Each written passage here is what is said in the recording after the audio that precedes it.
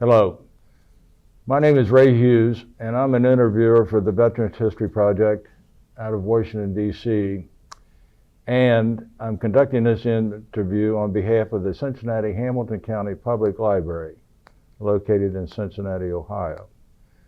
And our cameraman today is Eddie Culpepper from the University of Alabama. Today's date is the 17th of April, 2016.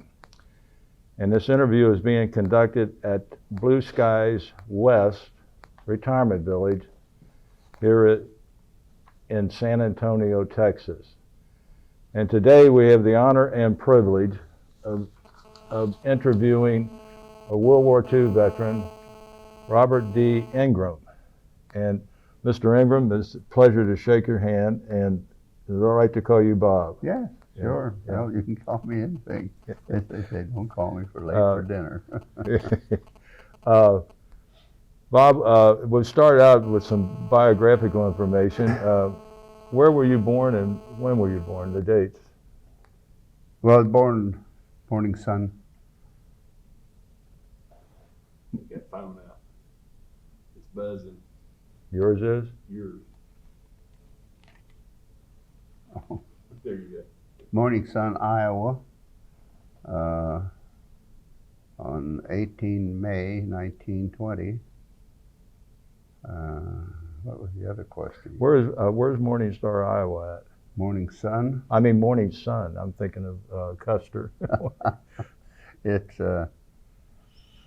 in the southeastern part of Iowa. There's Burlington down in the southeastern part, and Morning Sun is about 20 miles north of Burlington. I see. What were your parents' names? My dad's name was Curtis Inghram, and my mother's name was Madge Inghram. Madge. And what was your mother's maiden name, Bob? Gatton. Gatton. Madge Gatton. And what did your father do for a living? Well, he initially, he was a young man. He carried mail. He was a rural mail carrier, and then he wanted to do something else, and he became a fireman on a railroad. I think it was the Great Northern, and then the folks, my mother and father, had a cigar store in Chicago that my mother ran because my dad was a fireman on the railroad. And then they moved to Davenport, Iowa, and they had a store there. And during they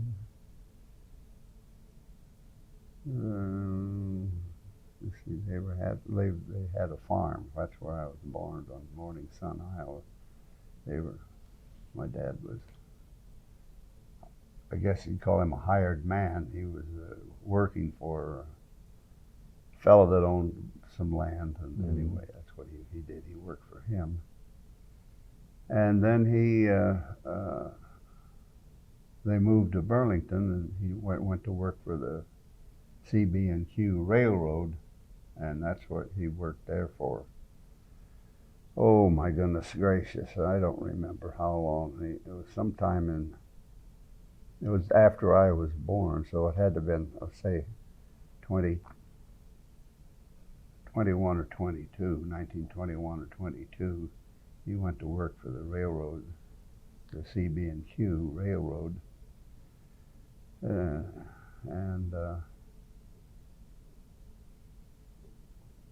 then that was it. What schools did you go to? A grade school, for example, first?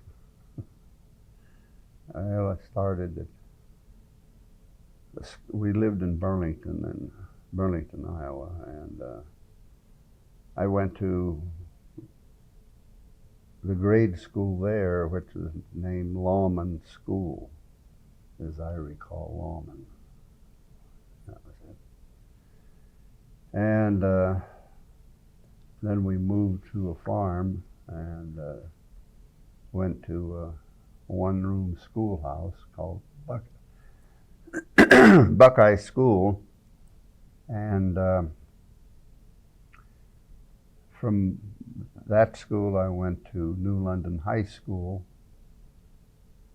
And after high school I went to the Burlington Junior College for 2 years. Burlington? Burlington, Mhm. Burlington, Iowa, Burlington. And well,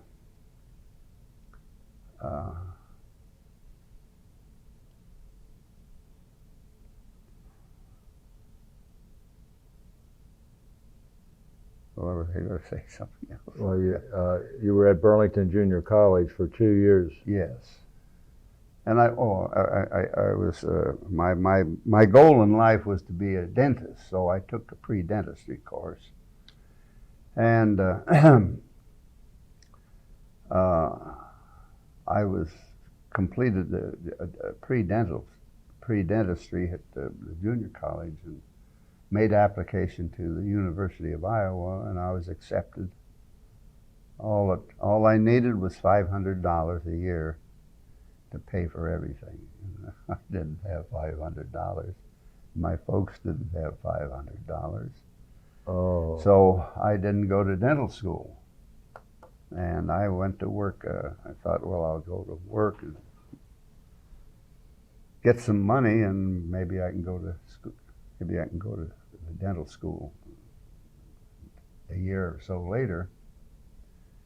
And anyway, that was when they were advertising on the movie theaters. They'd have a short before the movie started, and they had one and said, "You too can be a flying cadet. All you need is 2 years of college and can pass the rigid physical."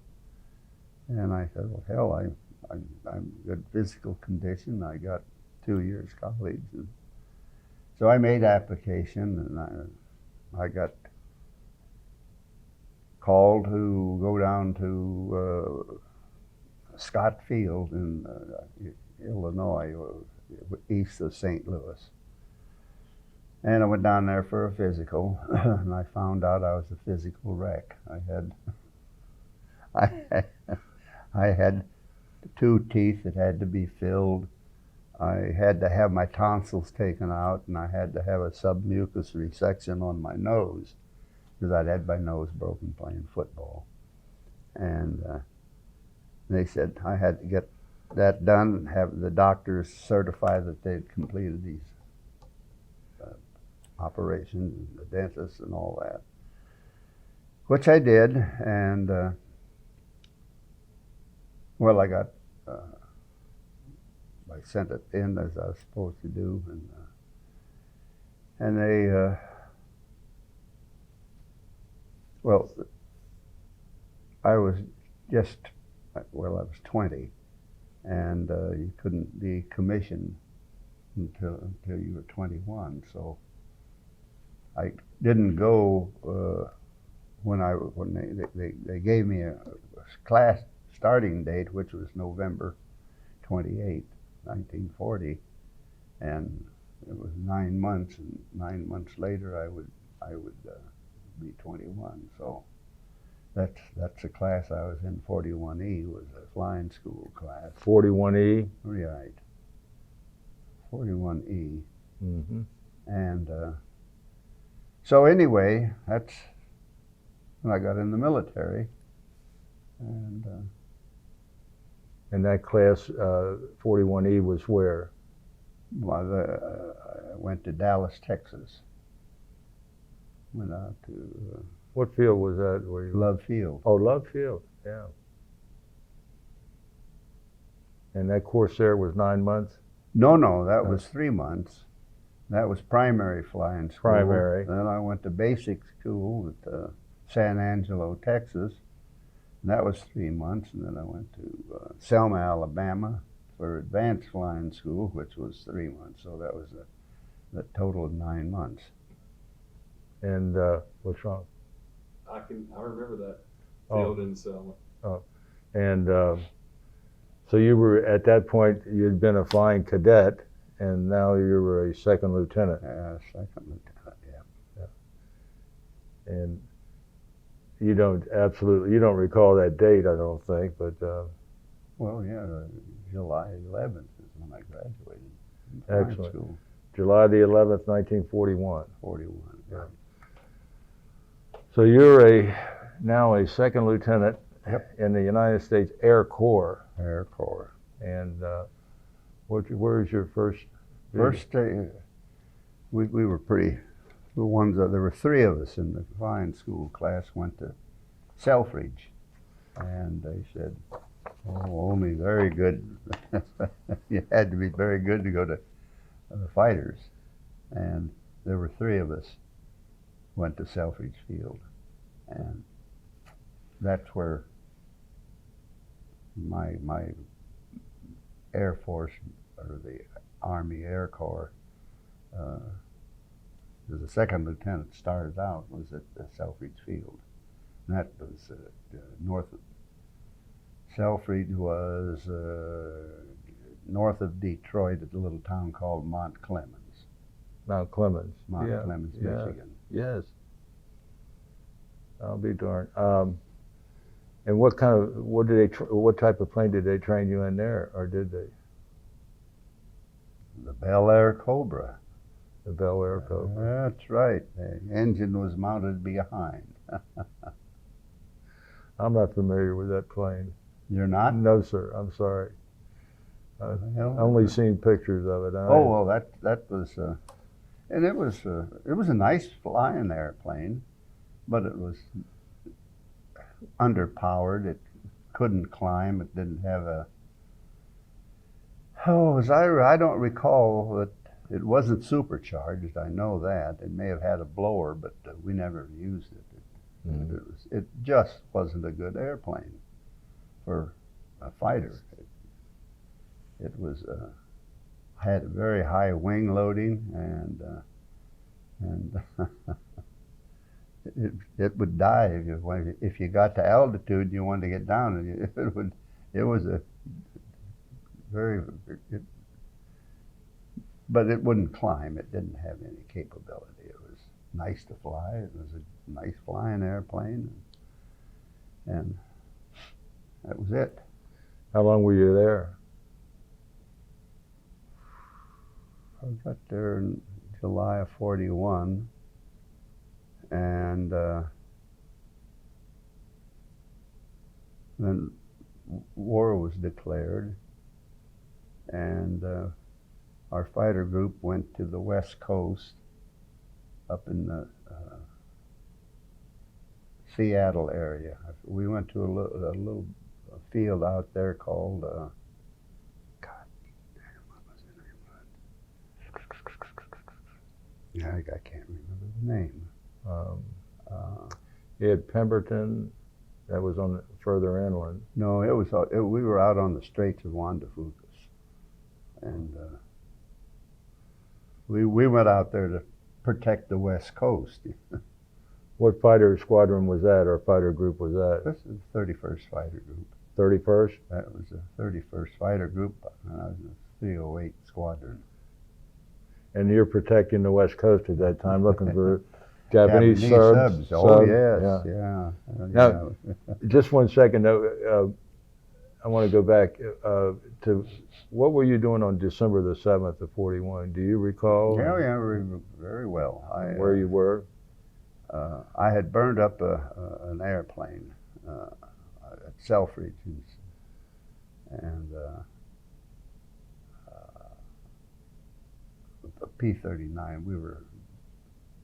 We were service testing a quick refueling program, which was, nothing was wrong with it.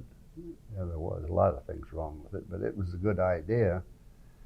But they put a 4-inch, like a fire hose, 4-inch, and put it in a big U shape on the ground, and then they had feeder hoses coming off of it. refuel a dozen airplanes at one time. They were thinking of the Battle of Britain, where the Spitfire would take off, and as I say, the Spit only had 90 imperial gallons, that is, of gas, so they couldn't fly for a long time. So they wanted to get them back on the ground and refuel them, and they could refuel a whole squadron, a dozen airplanes with this 4-inch hose. which was good, except I think I was the first damn airplane to taxi into this, and I had a wing walker who was bringing me in, and when he gave me the old cut engine, I did, and of course, I was just inching forward very slowly, but the weight of the aircraft went forward onto the nose gear, Mm-hmm. and of course it went down, and as it went down, the prop cut off the gas hose, and Started fire. damn right. The stacks were still red hot, and as soon as the gas hit it, it'd go. But anyway, burned up an airplane. So, You had a heck of a time getting out of there, though, didn't you? well, a little bit, but no real problem. They had doors. They didn't have a canopy. You open the door and you jump out. And I tried that, and I forgot how to take my seat belt off. So I was halfway out, and I couldn't. Seat belt was holding me in. So I came back in the airplane, and they thought that I'd been burned up. Mm-hmm. And then I unbuttoned it and jumped out. Anyway, the only reason I tell you this is because the Louisiana maneuvers were taking place in the latter part of 41. Right. And the squadron had come back, and by this time I was back on active duty, and one of my friends wanted to go home and get his car, so I took him to his home, and we were on our way back from taking him to his home to pick up his car, and he honked his horn, and I stopped, and he said, the Japs just bombed Pearl Harbor. Uh-huh. I said, and that was what I was doing. I was just going back to Selfridge, not to Selfridge, it was Bearfield then. Bearfield? There, in Indiana, Fort Wayne, Indiana. The squadron had moved from Selfridge to Bearfield. With the P-39. With there. the P-39. Mm-hmm. And then we went to the West Coast, and we were out there, and you're flying P-39s out there? oh yeah, we flew P-39s all the time, and as I say, it was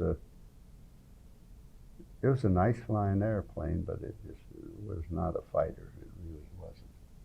And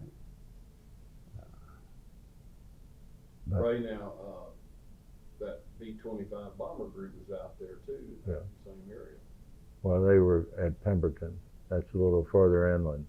The 17th Bomb Group. But, yeah, I think they were up in Washington somewhere. Yeah.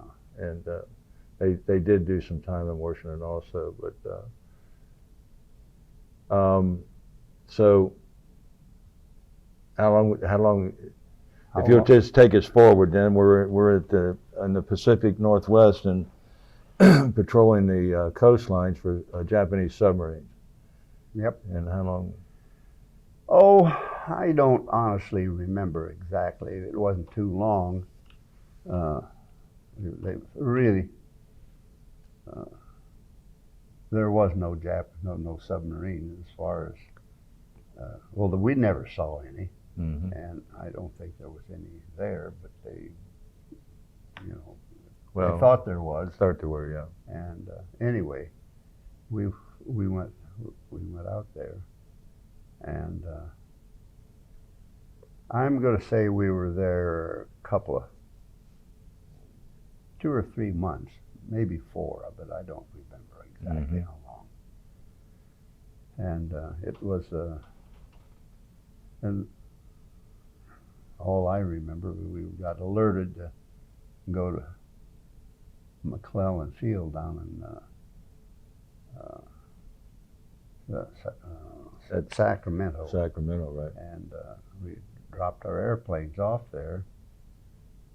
And we went to New Orleans then. And we were in New Orleans,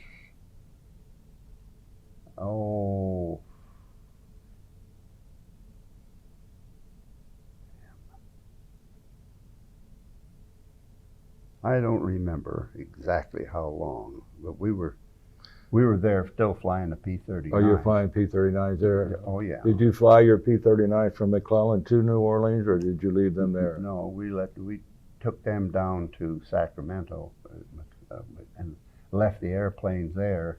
At Sacramento? In Sacramento. What they did, they split the fighter group in half. Half stayed in the States and the other half went to the Pacific.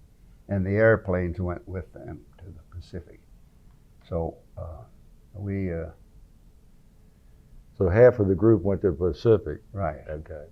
And what had happened, our group commander, his name was Shorty Hawkins.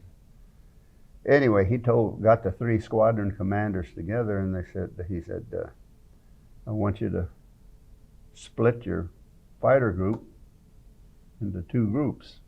One's going to stay in the States and one's going to go overseas.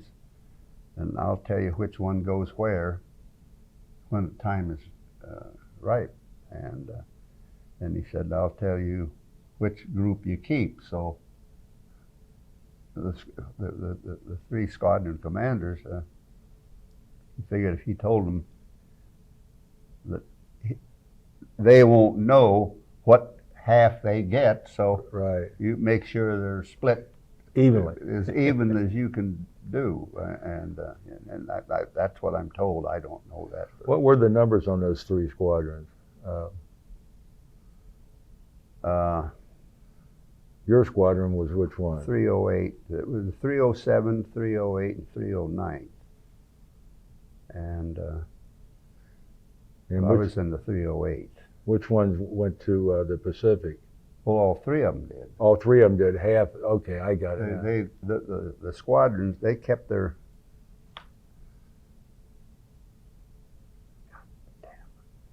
I guess that's where we were the 39th, 40th, and 41st was the initial squadron numbers. Mm-hmm. And when they divided the squadron up, the group up, the designation of 39, 40, and 41 went with them to the Pacific, and that's when we became the 307, 308, and 309. And you went to the European theater. Right, we went to.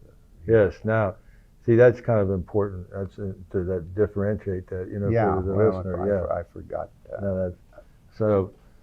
The fighter group was divided in half, and the 39th, 40th, and 41st squadrons went to the Pacific. 307th and 8th and 309th went to Europe.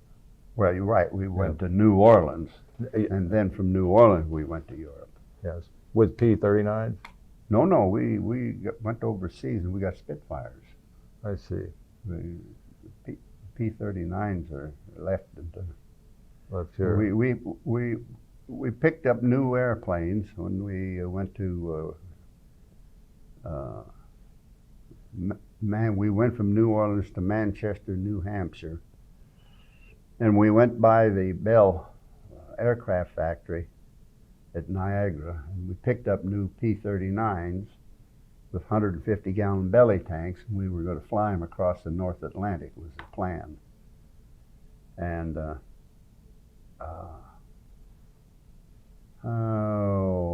something happened.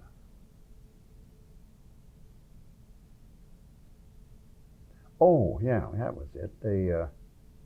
They had another alert on the West Coast, and the first fighter group was up at Bangor, Maine, and the 31st we were at Manchester, New Hampshire, and we were alerted to take off in, some, I don't remember the date, but and so we did all our planning to take off in the morning, and when the morning came, it was foggy as the dickens. It was terrible weather, so we couldn't take off. The first fighter group up at Bangor, they did get off and go to the West Coast, and we waited there, and then at noon we got a call. I say we got a call. The group commander got a call and said, "Stay there." And we did, and he said a troop train will come in and pick you up. You go to Washington, not Washington, to New York, and you'll be going overseas on British transport. And that's what we did that night. I think it was around noon or 8 o'clock at night. I forgot what time it was, but it was during the day. And the troop train backed in, loaded all the fighter group into the train, took us to New York. And I forgot exactly where we were, but we were in the Navy base there, whatever it was, and I don't even remember the name. Mm-hmm. But you remember when this was about? well, I'm thinking it was like April or May. Mm-hmm. I'm not April, May. Yeah, April or May. Well, it had to be. When did you get in England? Not you It had back to it up. be. Well, I don't remember that either, but it was. I'm sure it was.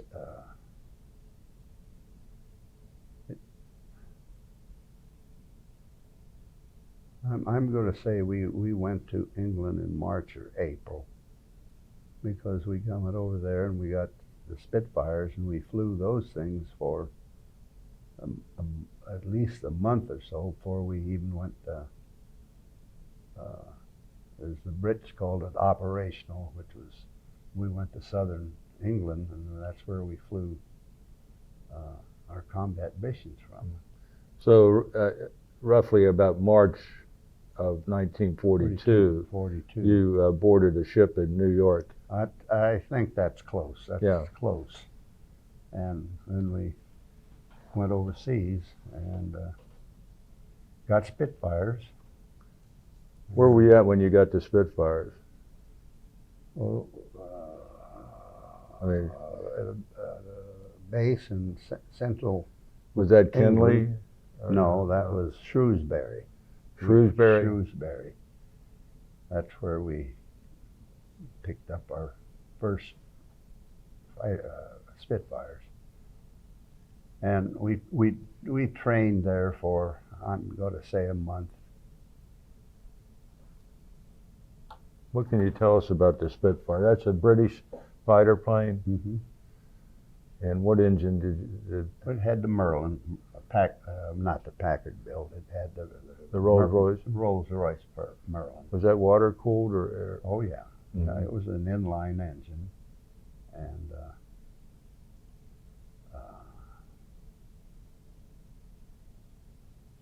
that's what it had. It had a V12 inline engine, and it had a blower, so it had altitude capability. And it had good armament. We had two 20-millimeter cannons, one on each wing, and then we had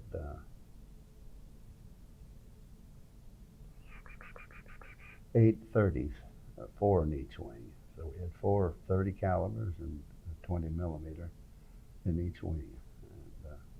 And, It was a good airplane. No, there's just you in that plane, the pilot. Yeah. Yeah. Yep. And so you did some training there at Shrewsbury Yep. for 30 days? At least 30 days. Did you do any gunnery practice while you were there? Nope. No.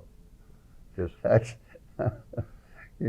kind of like parachute jumping. You don't practice that. You don't need to practice shooting the gun. well, you're right. You're right. Ray, I'd like to hear your comments on the Spitfire as a fighter plane and everything as far as its performance. Oh, it was a super airplane. It had, as I say, it had the Rolls-Royce Merlin, and it was just a fine airplane, and it had a big wing, so it wasn't. It would climb very well, and it had limitations on diving, and that was a new wrinkle for us. They said you can dive, and if you look out and the ailerons had the inside of the aileron was painted yellow, and they said if you look out and you can see yellow on both ailerons, you're going too damn fast. You got to slow down. But that was our alerting to being too steep a dive, which was, no G meter or anything like that. It was a very it was a fine airplane. It really was, but it had no refinements. It didn't have a floor in it. It had just two little troughs for your feet, and you could look down and see the bottom of the airplane, and it was and as I say, it was lightweight. That day he didn't have anything. Like I say, we had our airplanes were pretty sophisticated by comparison, but it was a good airplane. It really was. How did you end up in a Spitfire and not in an American plane? Well, there wasn't any American planes over in England, and we had no airplanes. We left our airplanes, and we had the P-39, and the P-39 wasn't really worth a toot for a fighter. And so when we left the States, and when we got alerted to go to the West Coast, and they didn't want us to go to the West Coast. I mean, the plan was we were to go to England. Just 1 second, if I could. I want to take a break here.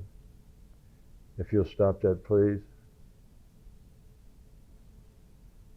1, 2, 3.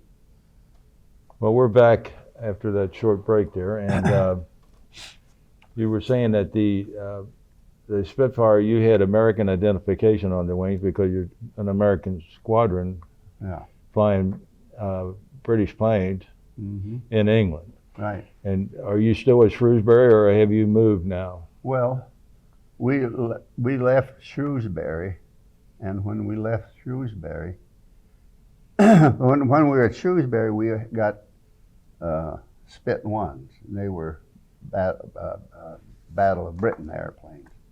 And when we went down and we were combat ready, then we got Spit 5s, and that was what we flew combat in was the Spit 5, and the Spit 9 was just coming into the inventory, and there was several British squadrons that were flying them, but we didn't get the Spit 9. And are you still at Shrewsbury or now No, you we're down at Kenley. at Kenley, Yes, that was down in the southern part of France. We were, England? England, yeah, damn it.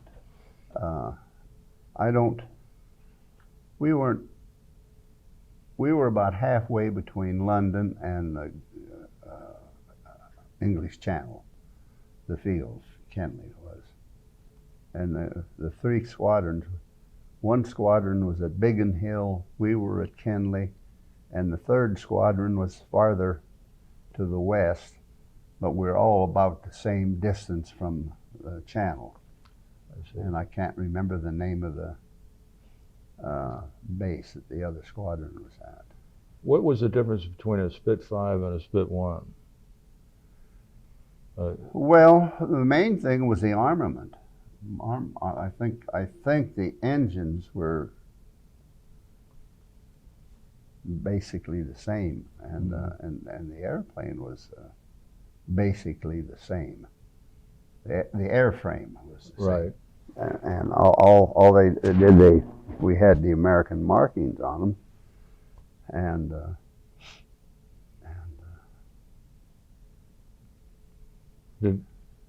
What type of, did they have more armament or better armament? oh yeah, What was as I say, the Spit 1 had armament of 420, I think you said. no, it had eight 30 caliber machine guns, Mm-hmm. and the Spit 5 that we got had a 20 millimeter in each wing and four 30 calibers. That was, so we had total of four 30 caliber And 120. and two 20 millimeter. Yeah, 20 millimeter in each wing and Right. two. So that's a total of 5 on each wing. 120 millimeter and 4 30 caliber. Two. I said four initially, but that wasn't right. It was two and one each wing. Okay. Two 30 calibers and a 20 millimeter. Okay.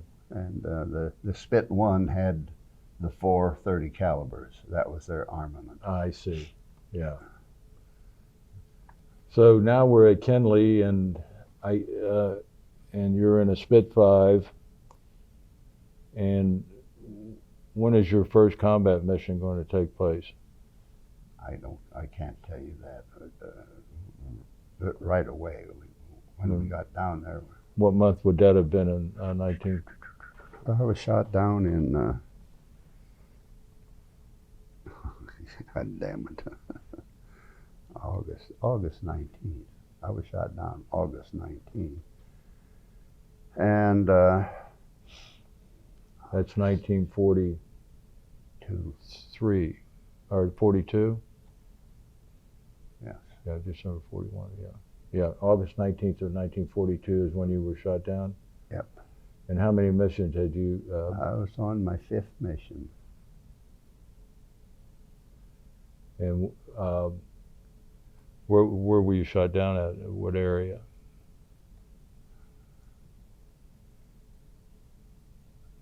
The Brits shot me down. The Brits shut you down. Yeah, we were flying fighter cover for a landing at Dieppe, France. The Brits wanted to get a copy of the German radar. They wanted to see if the German had better radar than they did, and they knew what they were going to, what part of the German radar they would need to get to check that out, and later I heard that the mission was successful. Dieppe was the Canadians, commandos are the ones that landed and got the information, the guts of the radar. I don't know what it was after, but they wanted to see if their radar was better than what they Mhm. had, and they got what they needed. So heard later that they did get what they wanted. Well, you were flying cover for the landing, or Right. For the troops, the troops that were landing, the Canadians? Canadian commandos. Mm-hmm. And they lost damn near all of the commandos. There was, and they had a lot of, there was quite a bit of arm ships in the channel to offload them, and there was a British cruiser there, and they said don't fly over the cruisers, any of the ships. And my wingman was flying on my wing naturally, and I was a good, I won't say 100 yards, but I was a good 50 yards to the right of the cruiser. But they just, I don't know the hell, they just shot at anything. The Brits were pretty flak happy, and they shot at anything. And anyway, they shot me down. They hit my wingman. What happened to me, I was hit by an explosive shell, and I think it blew my tail off. I don't know. But I didn't have much time to look around. Yeah. Did you bail out? Oh, yes. Yeah. Yep. Were you over France? I was out over the English You Channel. were over the English Channel. Right. This cruiser was sitting in the channel off of Dieppe. Dieppe,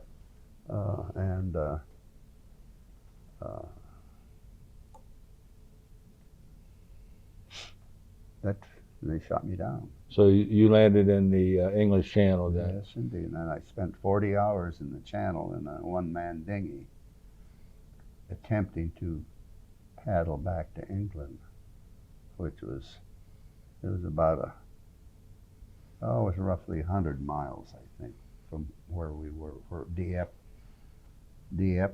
in France and English coast. And I think it was about 100 miles. And were you wounded while you were trying to paddle? No, I was not wounded.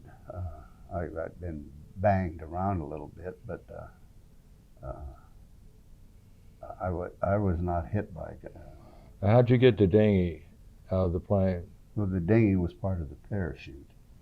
It was, it didn't have a seat pack. It didn't have a cushion on the, and we sat on the parachute. Mm-hmm. And the dinghy was folded up, and that was our cushion. Mm-hmm. We sat on the dinghy. So when I bailed out, why, it came with me. Yeah, and you had a CO2 cartridge, is that right? Yes, yes. And it was marvelous. The dinghy was marvelous. It rode the swells of the English Channel just perfect. And as I say, it was 40 hours, and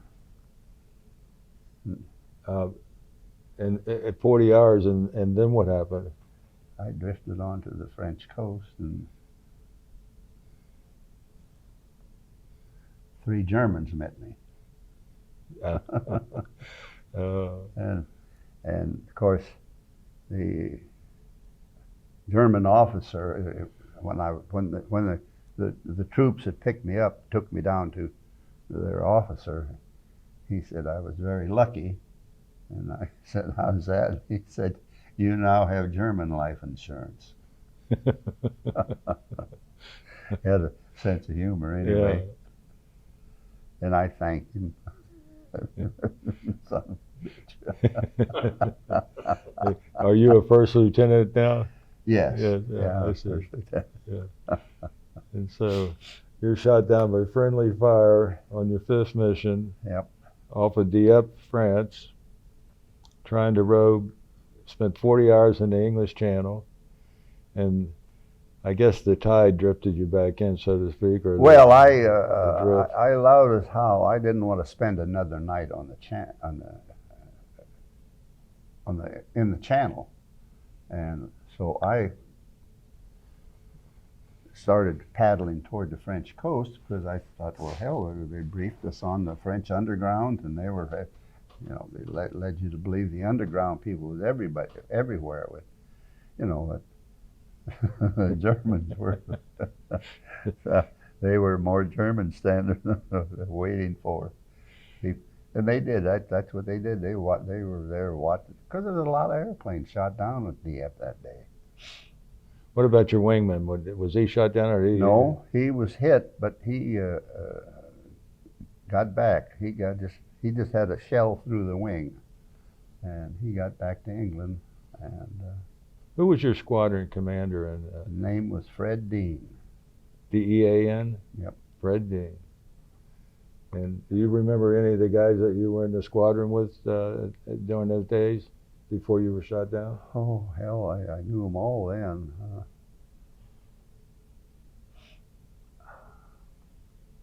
Who was your wingman that got hit there? Do you remember? His name was D.K. Smith. D.K. Smith. And I was the flight commander, his name Frank Hill, and I had a wingman, and we were flying on Frank Hill's wing, Mm-hmm. and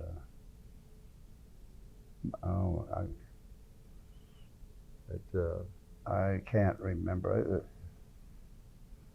Well, that's fine. Fred Dean was the squadron commander. Yeah, Dean was a squadron commander. So after they took you to meet the German officer who gave you the German life insurance, what happened? Where did you go from there, and what happened? Well, I went to a camp called Luft, and that was the first interrogation camp that all air crew were taken, and that was at Frankfurt, wasn't it? Frankfurt, Germany, right? Yes. And they had, was it Schwarnhoff, or what was his name, the interrogator? Oh, hell, I don't remember. Yeah. I don't remember. What did they try to get out of you? Well, it seemed that all they wanted to know was what kind of an airplane I was flying. And as I told him, I said, all I have to tell you is my name, rank, and serial number. And he said, well, yeah, you know, but you can't hurt anything telling us what airplane you were flying. And anyway, he said, we know what you were flying. We just wanted you to confirm it. And I said, okay. I said, what was I flying? He said, a P-39. Well, right then I knew he was lying, because Right. we were flying Spitfires. And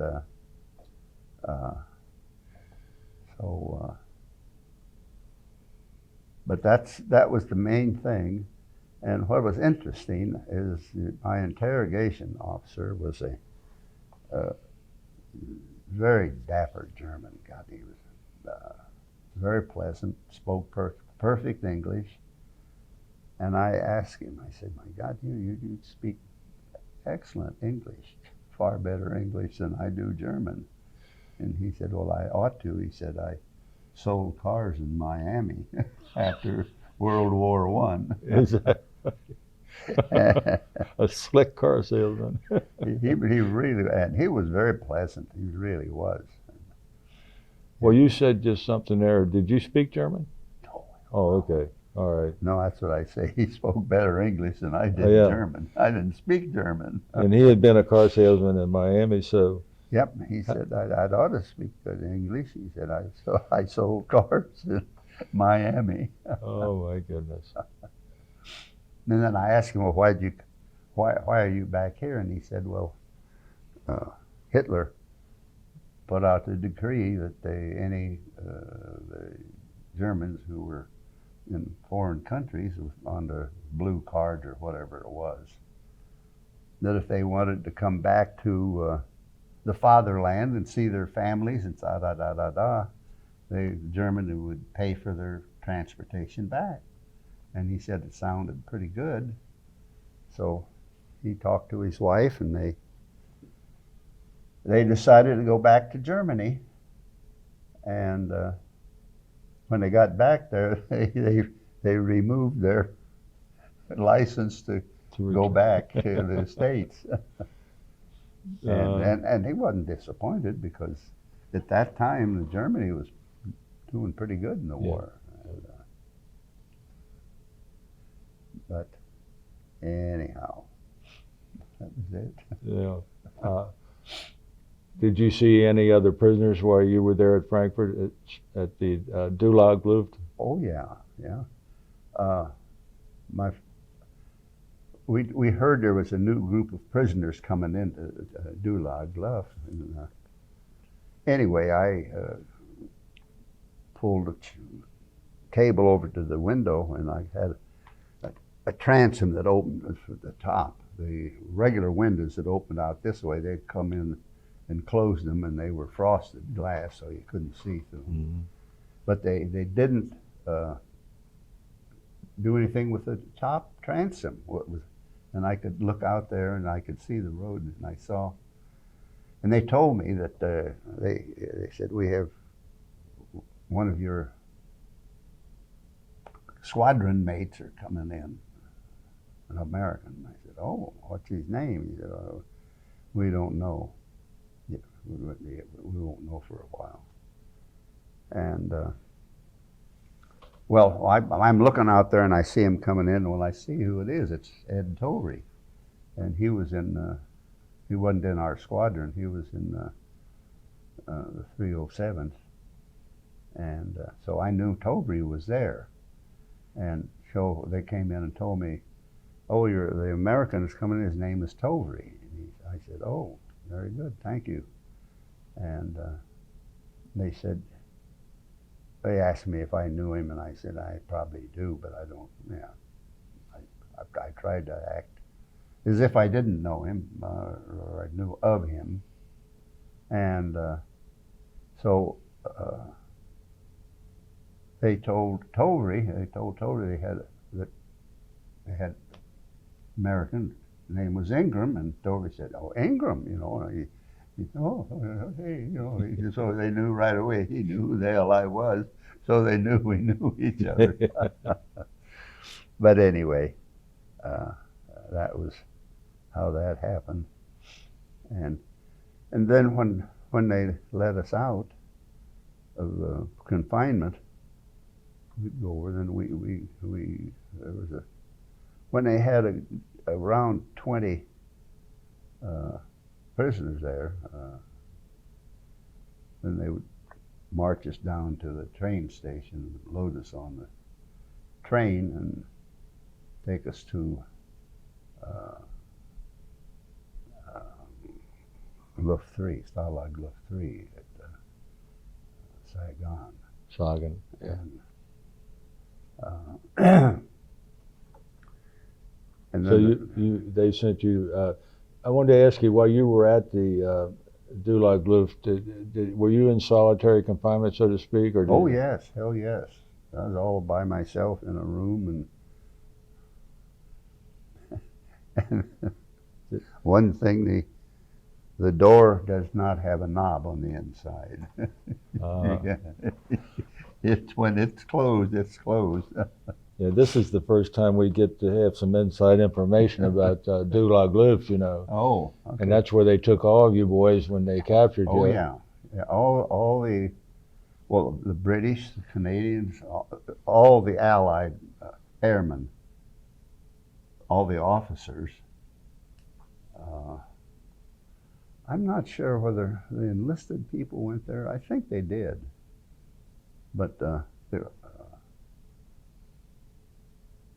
when we went to Saigon, that was all officers. It was, of course, there was not very many Americans then. So you're shipped along with about 20 other prisoners to Saigon. Yes. It's really in East Germany, but it was a part of Poland to begin That's right. with. It was Western Poland. Yes. And the Germans claimed it, and anyway, but now they claimed, as I read this, I'm not a well, that that was supposed to be an escape-proof prison. Well, it was pretty much because it was damn near into, well, it was in Poland, and Jesus, there was nothing close by. Yeah. And it was. That was one of the reasons I think they chose that location, the barrenness of it. And Yep, and it was all alone. And you recall the day that you entered there? it was in September sometime. I'm not exactly sure of the date. September of 1942. Yeah. And all because you didn't have $500 for tuition. You're in a prisoner of war Yep. camp. Yep, that's exactly right. Yeah.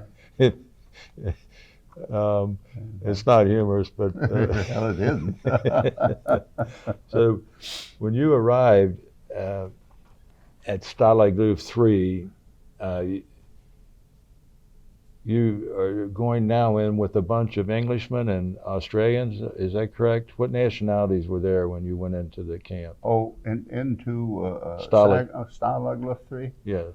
Oh, hell, there were Poles, New Zealanders, Australian, South African, Canadian. Pretty much a cross section of the British islands. All of them. I think that was they had Poles, and we had some.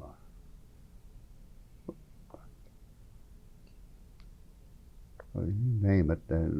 We had a fellow there who was a Dutchman, from Holland, and So you had we had a real cross a section. representation of almost all of Well, the Allied troops. all of the Allied troops, and as I say, we had this Dutchman there. Vanderstock was his name, Vanderstock, yes.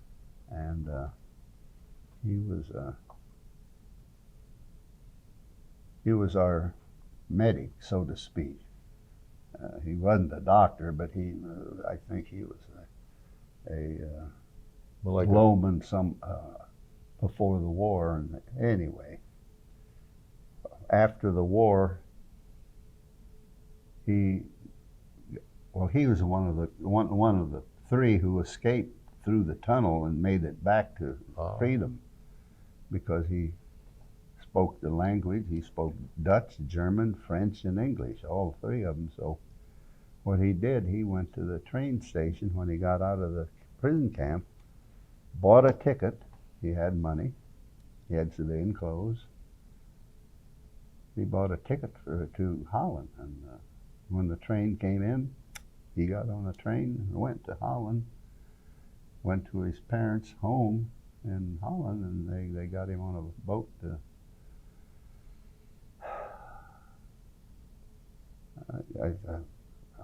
I'm not sure, but I think it was probably Sweden or Norway or some Norwegian country up there.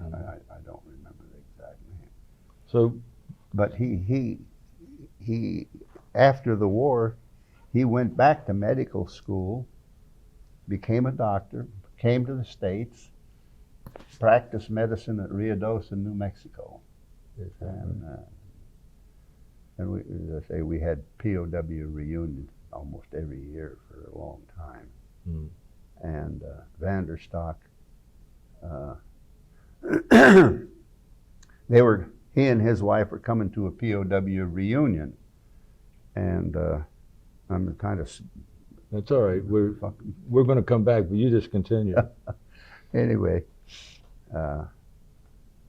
my friend Dave Brown lived in Illinois and down around Diverne, Springfield, and he was coming to come to the reunion. I think it was going to be in God, I can't remember nothing.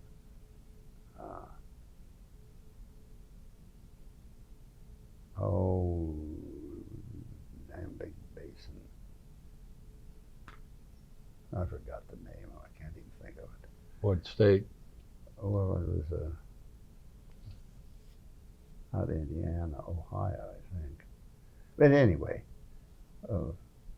Lockbourne at Columbus or Wright-Patterson? well, right, might have been Wright Pat. Yes. Yeah. Mhm. Anyway,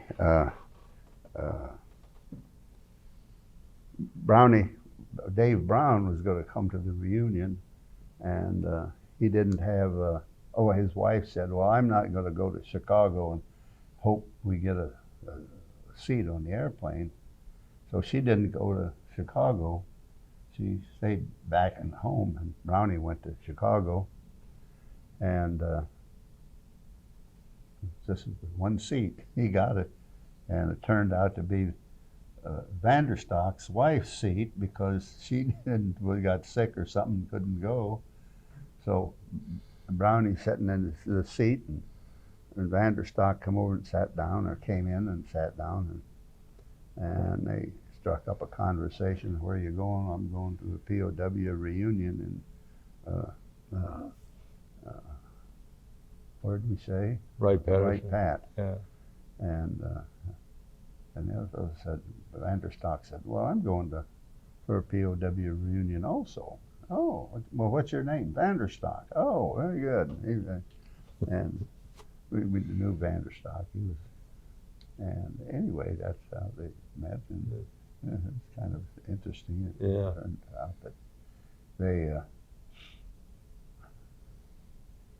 Brownie got the seat Vanderstock's wife was going to have. Yeah. Let's go back to you traveling by train to Stalag Luft 3, and you get there in September of 1942. Tell us about the first day at Stalag Luft 3. Well, how you got off the train and what else? We got off the train, and then we walked out to the prison camp. It wasn't too far. And when we got there, our executive officer, A.P. Clark, I mean, you may have heard of him. Yes. Well, anyway, A.P. Clark, we'd heard he was shot down, and we thought he was dead. And the first thing we remember, he was 6'4", big, tall redhead, and I thought he was head and shoulders above all the prisoners of war there. And we saw him standing there, and there was Clark. And because a group of new prisoners came in while everybody stood out there to come see who's coming in. And Clark was there. And that's the first we knew that Clark was alive. And that was very surprising. Yeah, let me stop you right there. You said executive officer. Was he in your squadron? He was the group executive officer. Of the 31st Fighter Group. Shorty Hawkins was the commander, and Clark was his number 2 man. And he was down flying with the Brits on a mission, and got shot down. And then we knew he was a prisoner of war. Yeah. But up until that time, you men back there in England thought he had been killed, perhaps, or something. Yes, we didn't know. We didn't know, that's true. We thought he probably was dead. Well, excuse me for interrupting you. Well, that's all right. So now we're back at your first day, and you're entering the gate. Well, naturally, Clark came over, and we chatted, and he was a lieutenant colonel, and he was almost like God in the squad, in the fighter group, and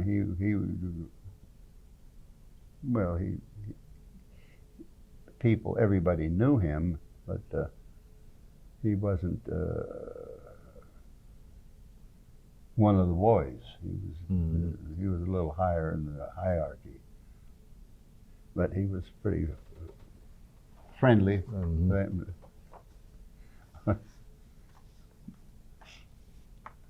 So But that was the big thing. We saw him.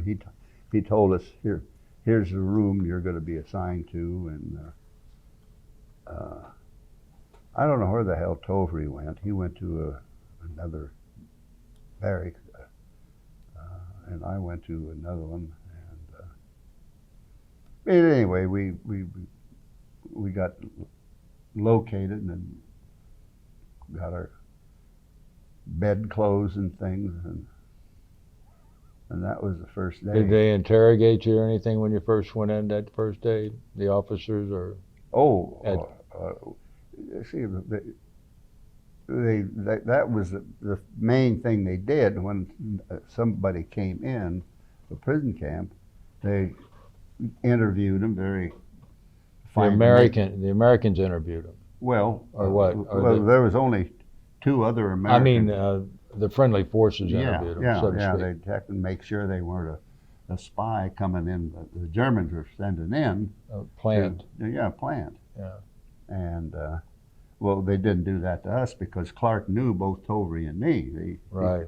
And he could vouch for us, and so that wasn't any problem. But that they did interview everybody that came in.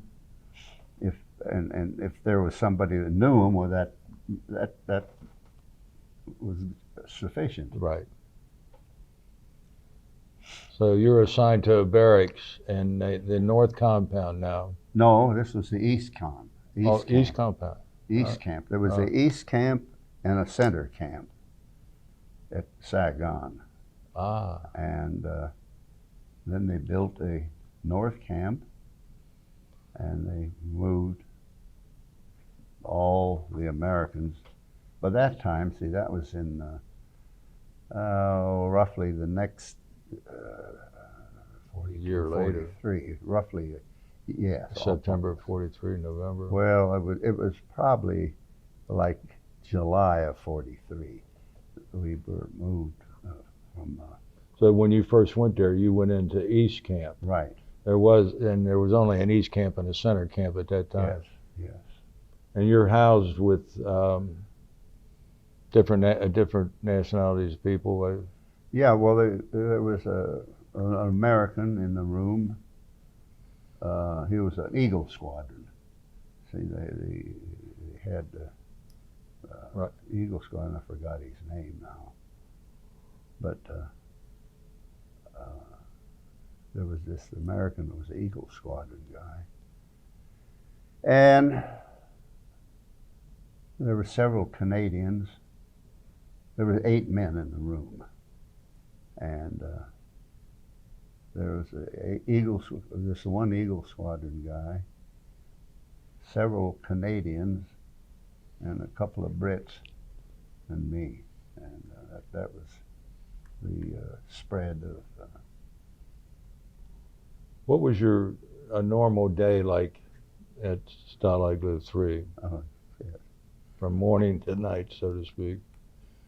Well, mainly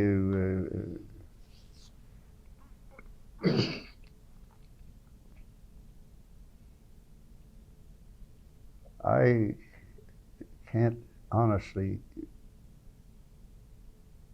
say much about the day, how they started. You get up and naturally you take care of everything, and the main thing that people did was they had a walk around the camp.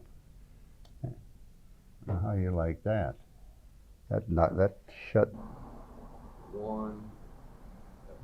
We had a little electrical problem there for a moment, so now we'll continue. I think we were discussing what a normal day was like. Yeah. I guess you had what was called an appel. Oh yeah, well yeah, of course. That we had two appels, roll call, morning and evening, and I was. That's the way that Germans kept track of us. Yeah. And if someone did escape, they always had a way of, if it was one person type or two, they could fake it and move people around, Cover form for cover for them. Pretty much so. They never had any problem with that, with one or two people escaping. Let's talk about the guards now. And I guess you called some of them guards and some of them ferrets and whatever have you. Yeah, I guess we didn't really have guards per se. Mhm. We had the ferrets. The ferrets were the ones that were in looking for tunnels and try to pick up any information they could if they could. But Now you had guards on the towers, didn't you? oh yes. The goon boxes, we call them goons. I guess you heard that. Yes. Yeah. Okay. And we always referred to them goons. So, but anyway, the guard box, the guard towers on the fence line were manned by the Germans, and Did they have one man in those towers or two? Or just one. one. And did he have a rifle or a machine gun? He had both. He had a machine gun, and they all had rifles, and they had people that patrolled the fence. And the reason for the patrolling, when I got there, they didn't have a roving patrol on the outside of the fence until one day a fellow figured out that they could,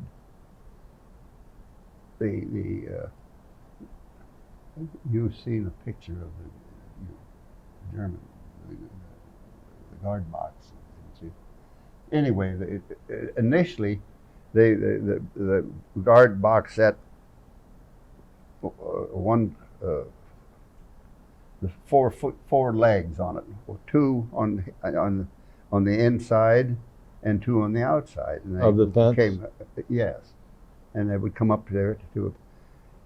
And a couple of fellas figured out that the guards in the guard box couldn't see. There'd be a blind spot halfway down between the two goon boxes because of the fence posts, and they would block it out, and there'd be a blind spot halfway between the two Towers. towers, Yeah. and so these two fellas thought that God, we can go through the fence at the daytime, big deal. So they convinced the hierarchy that they could do that, and so they okayed it, and they needed some support naturally, and the support was they had to distract the 2 guards in the guard boxes so they wouldn't be looking down the fence line when the fellows would jump over the warning wire and run up to the fence post, the fence line, and lie down. They'd lie down in the blind spot. And they convinced everybody that there would be a blind spot there, and there really was. There really was. And well, these 2 fellas jumped over the warning wire, ran up to the fence, lay down on the ground. They had wire cutters, and they cut the wire, propped up the concertina wire between the 2 fences, and they crawled underneath, out. They got up, dusted themselves up, and walked off into the timber. They were never seen. Well, the Germans naturally saw how they got out, because they left their little sticks that they propped the concertina wire up with so they could crawl out. So they knew that's how they got out. Well, what they did, they put on roving guards on the outside of the fence. They had to modify all the goon boxes and put a chin on them so they could stand out over the wire and look down and see that they could see that if anybody was there. Mm-hmm. And, they said, well, the idea was the prisoners of war should do everything possible to cause the Germans as much problem as they can. Well, we succeeded in this, in that, I say we, I had nothing to do with it, but the prisoners did cause the Germans to put on a lot of extra people to guard us. And, they could have just shot us too, but they didn't. And those 2 men were successful and they got away? Oh, they got away, but they captured them. Oh, they were Oh, recaptured? yeah, hell. Nobody ever hardly got away because the Germans had a pretty slick alerting of people. They had to hit a Jugend, they could call on them and they would turn them loose, and they had areas that they would alert. They'd alert the first group, and if they couldn't find anything, they'd alert the next group. And it was pretty hard to be successful. And And they had the language problem too. oh, that language problem, yes, that's very true. And When you described that, and correct me if I'm wrong, 'cause I always visualized those posts, those places where the guards were looking out as being on the 4 corners of the POW camp. If this is in the center, you said? well, it wasn't on the 4 corners because they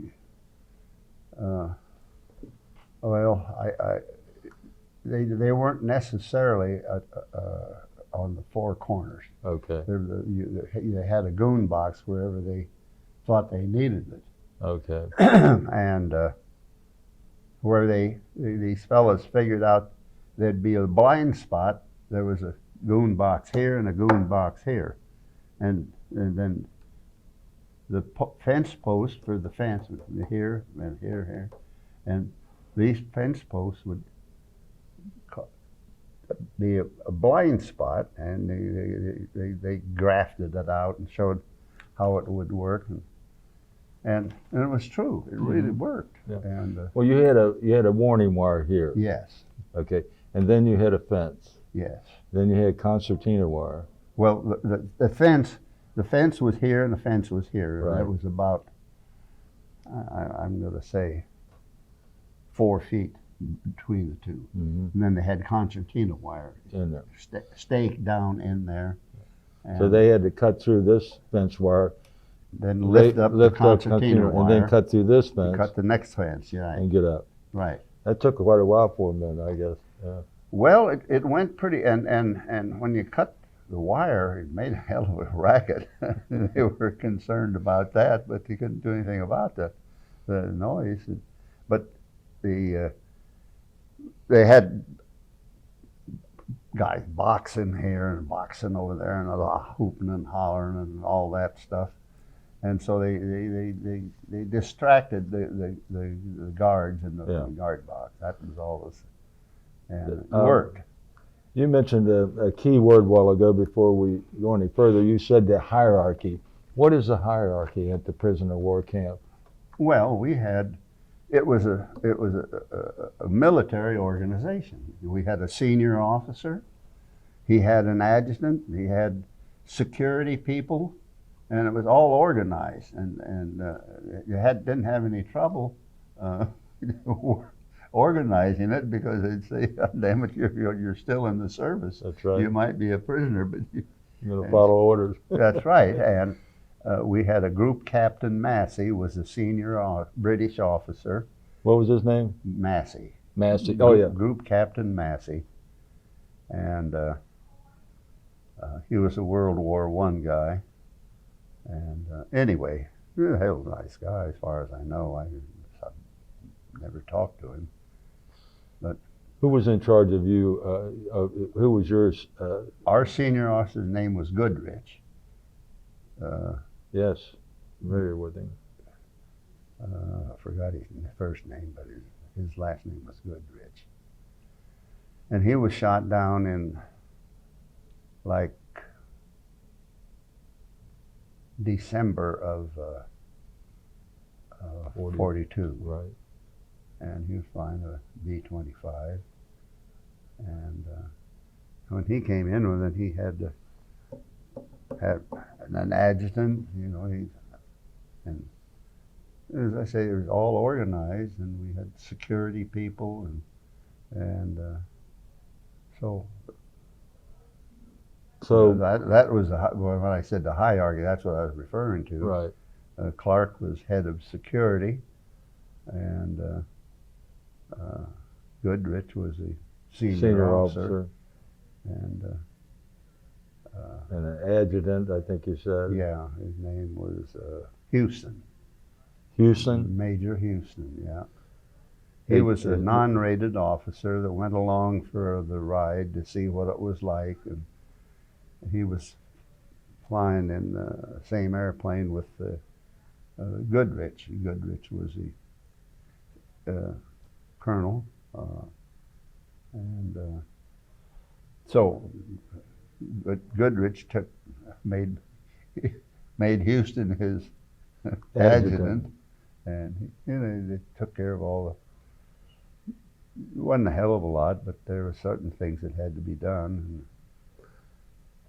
This the commandant of Stalag Luft 3, Colonel Friedrich Leindiner. Did you you're familiar with him, of course? No, that name is not familiar. I'm trying to think of who the senior. He's a German man now. I'm talking about the commandant. I'm trying to think of what the hell his name was. Linderman, von Linderman was the senior German officer. Right. Von Linderman. And did you have any intercourse with him at all, or? Me personally, no. Uh-huh. You know, if there's any intercourse between the prisoners and the Germans, it was done through the senior American officer. I see. And I don't think anybody, I'm going to say nobody, talked to von Linderman. Maybe Clark, who was a lieutenant colonel, and Houston, and Goodrich, naturally, because.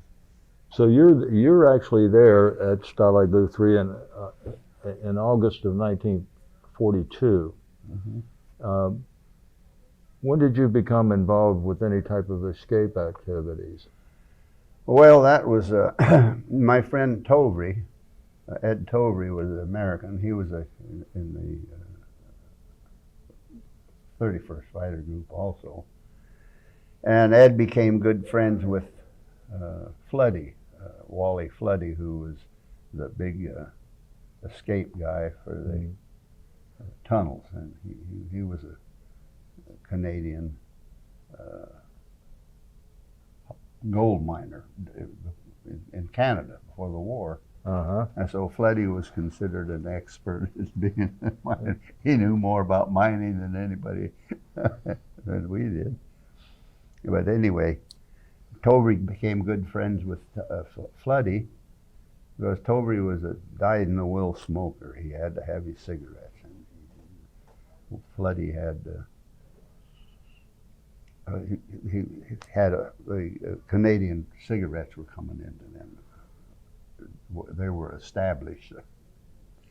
And anyway, Floody said to Tovey one day, when they were talking, he said, well, you want to dig in the tunnels? And Tovey said, yeah. And they said, yeah, when the tunnels are complete, why, you'll be on the #1 list to get out. So that was an incentive for that. And Floody said, "Will you do any other Americans?" He said, "Yeah, maybe Inghram." So Tovey asked me if I wanted to do that, and I said, "Yeah, hell yeah, you know, you get out through the tunnel and escape, yeah, hell yes." So anyway, that's how I got involved, and it that was the way it was. We'd go down in the tunnel and they'd lock us down. Where did you go down in the tunnel at? Which barrack do you recall? And which tunnel was it? Well, I worked in all three of the tunnels, Tom, Dick, and Harry. All three of my, and Davy Jones and I were on a team, and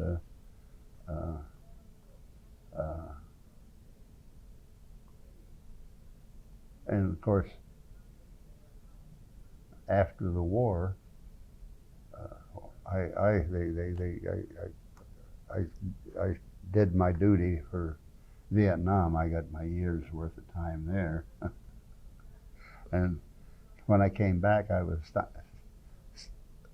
stationed at Patrick Air Force Base in Florida.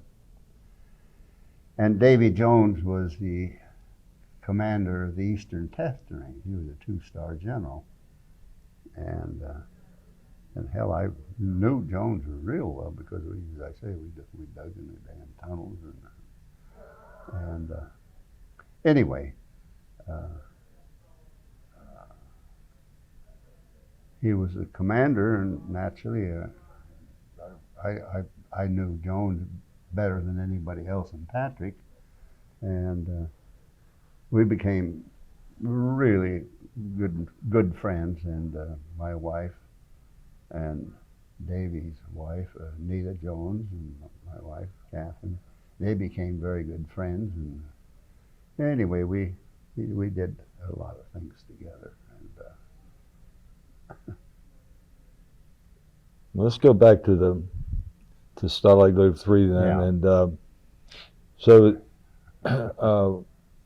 your friend Tovey is the one that got you involved in the tunnel digging. Yes. Tell me about your first day in the tunnel? in the tunnel. Well, And tell me how you felt too. I want to know. well, actually, the first tunnel I went down in was Dick.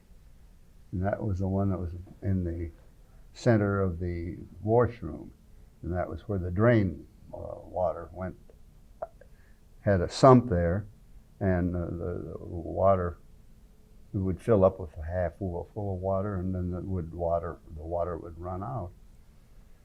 And what they did, the experts that did the work, they took the one side of the sump out, which was cement. They broke it out, and then they made a slab that would fit in there. And this all was pretty sophisticated work for nothing to work with. That was what was good. That's what was unusual. And anyway, that was the first tunnel I went down in, was Dick. How far down did you have to go? 25 feet. 25 feet. Boom, 25 feet straight down. And did they have a ladder there that you Oh went- yeah, they had they nailed strips on the side of the wall for the shaft going down, and you walk down. Went Climb down down. those, yeah, and Did you go in there by yourself, or did you have someone with you? oh, there was always seemed like when I went down, there was like eight people would go down. There'd be a couple of diggers and a couple pulling sand back, and somebody running the pump to pump air up to the face of the tunnel, and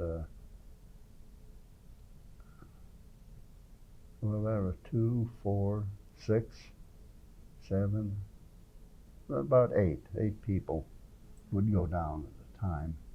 And that would be all those 2 diggers up at the face of the tunnel, and then they'd have to have people getting the sand. And you got to remember, the 25 feet down, it was all sand, straight sand. It wasn't no dirt. It wasn't hard digging. Mm. And How did you feel though with the first time you went down there and they closed that lid on you, so to speak? it was a horrible feeling. It really was. I said, Jesus, I said, because when they slid the concrete slab back down, I'm standing here at the top of the tunnel and they run that damn thing down, and it goes from absence of light. No, it's black. You can't see nothing. Can't see nothing. And it's a hell of a feeling. It really is. And I know, I said, what the hell am I doing down here? Well, I wasn't down there. I was at the top of the ladder. I was the last man in. And I thought, Jesus, this is awful. And then I had a little talk with myself, and I said, well, you know, hell, there's 6 or 7 or 8 more people down here with me. You know, I'm not alone. Right. But none of them can see anything either. They're all, and so you have a little talk with yourself, and what was really great, pretty soon someone at the bottom of the tunnel, we had little round cans like that, cream cheese came in, or cheese, and they were a little about that thick and about that round, and there was margarine in them. You had a piece of cloth in it, and someone lit a margarine lamp at the bottom of the tunnel, 25 feet down, and it was just like New Year's Eve in New York, when they Times Square. Times Square, yeah. God, it just was completely amazing. That little candle made so damn much light, and everything was okay. And as soon as they lit that candle, everybody, I think, had a second wind and forgot it. But it was a bitch that first dime. And then you know, you knew what the hell to expect. I didn't know what to expect. I was absolutely astounded when they stood this slab of concrete down in front of me, and shut out every damn light there was. And what was your job in that first tunnel, that first day? I think I ran the pump. Explain that pump to us, if you The would. pump was made out of a barracks bag. You know, a barracks bag was about that tall and about that big around. And they put some ribs in it, and then they had it on a rig, and they had a handle on it, and they had an intake valve and an exhaust valve. And when you pull the thing back, you opened it up, that opened the intake valve, and it would suck air into the pump. And then when you push it back in, it would close the intake valve and open the exhaust valve and force the air out up to the face of the tunnel. And it was, what did the air go through? well, we had it was Clem cans, which we got powdered milk in from the Red Cross, and they would fit together, whether by design or just accident, but they would fit together. And if you had any problem, they could. Well, they just fit together, and they were buried in the bottom of the tunnel, and the pump was, as I say, it was a. So the man had to stay there the whole time you fellows are down there, pumping the oxygen. Oh to yeah, Oh yeah, that's right. Somebody had to run the pump all the time because they would pump the air up to the face of the tunnel. The diggers up there had to have the air, and then that would pressurize the tunnel, and it would come back, and they had at the top of the shaft where you went down, they had the tunnels all were starting the traps for the tunnels were close to a chimney, and they beat their way through the cement, and so they had an opening from the tunnel into the chimney. For the carbon dioxide? Well, there was a draft going out, and it would pull the air out, and there was pressure from the pumping down there, and so it kept the air moving through, and it would go out through the chimney. Mm-hmm. So it worked very well, and a lot of thought was put into the tunnels. It really was. I'd like to ask a question on when you first got involved in the digging of the tunnel. How far along was it? In other words, was it in the early stages? Well, it was pretty early stage. It was. They had the shaft done, and they probably had. Oh gosh, I don't honestly remember. Maybe 50 feet of the tunnel, and the tunnel that they completed was like almost 300 feet long. So it was a long tunnel, and a lot of sand was moved out. And when they got down to the end of the shaft and they started going this way, for example, what methodologies did they use in order to keep it level and not going, in other words, keeping it from going up or down? Very interesting. Well,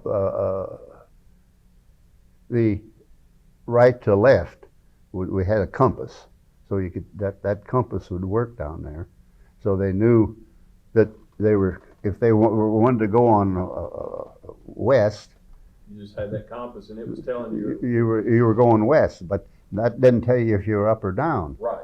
And the thinking initially was, well, that if you could see the light up in front from the tunnel, if you could see that, well, you have a straight line. That's true, but it doesn't tell you whether you're going down with a straight line or up with a straight line. Right. So you took a bottle, fill it with water, and cork it up, and you have a bubble. And as long as the bubble stays in the center, you're pretty level then. Just like a level. That's exactly what it was, and it worked very well. And come up with that idea? Oh hell, don't ask me. I had just turned 22 when I was shot down. Yeah. Ray, did you know that? Absolutely not. That's why, that's one of the primary reasons we're here, is because that I have, in all the books I've read, I never read about a bottle used as a level, a bubble level. That's the only thing they had. And, you could fill it full of water, and there would be a little bubble there, and cork that son of a bitch up. Put it down there, and if your bubble stayed in the middle, you were level. You're okay. Because see, Ray, if you're going like this, You could be going down. That's right. Well, and they finally figured out that on the one tunnel, that we started out at 25 feet, and they figured they were like 40 feet when they went under the fence because they were going down. They said, "My God, we got to do something about this." And somebody come up with the bottle bubble. Excellent. And it worked. Now, what was your job on that first tunnel that first day? I think I was a pumper. A pump. I think that's what I Yeah. did. I don't remember. And I'm sure that's what it was. And how long was the shift down there, so to speak? Oh, it seems like we'd go in the tunnel after roll call. That's thunder. Thunder, yes. Dunder and Blitzen. What was the question? How long was your shift? Oh, down there? how long? Yeah, you went down there after. I can't remember anything. Yes, you're doing pretty well, I'll tell you that. But we'd go down after roll call, which was, as I recall, 7:30 or 8 o'clock in the morning. I don't remember exactly what time, but at that roughly 8 o'clock in the morning and 4 o'clock at night. It was the two roll calls, and if we went down at 8, we'd be out by 11:30. We wouldn't work all day, and for obvious reasons, you know, poor bastards down there. What were the tools that you were using to get the dirt out and, you know? Or to dig them, first of all, yeah. Spoon.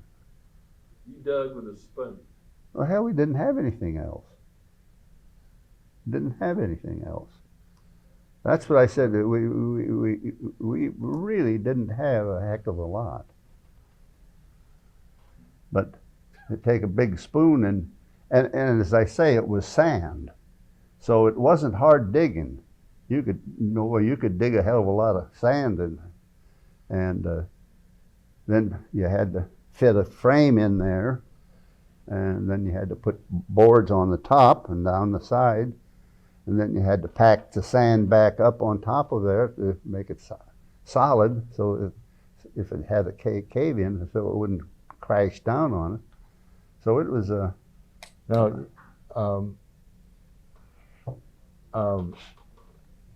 what's the dimensions of that tunnel as you're in there?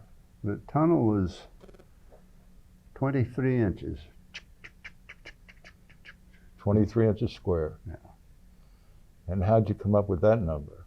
Damn hell, I don't know. I don't know. This was all figured out by the old parts. And you use what, bed slats or Yeah, bed boards. bed boards Yeah, for the frame? right. And how often did you have to have? You would have a square, Right.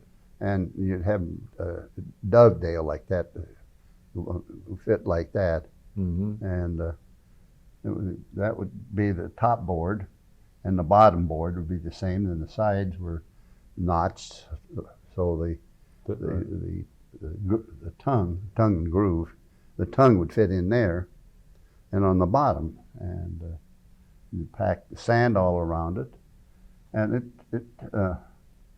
it was slow going. It really was. You had time you would get the frame in there and get the sand packed back around it. Hell, you couldn't. You're lucky if you got that much dug in the tunnel. You figure what it. Per shift. Yeah. So you'd go about, what, 2 or 3 feet per Yeah, shift? roughly. This is, remember, I might be, it wasn't much more than that anyway.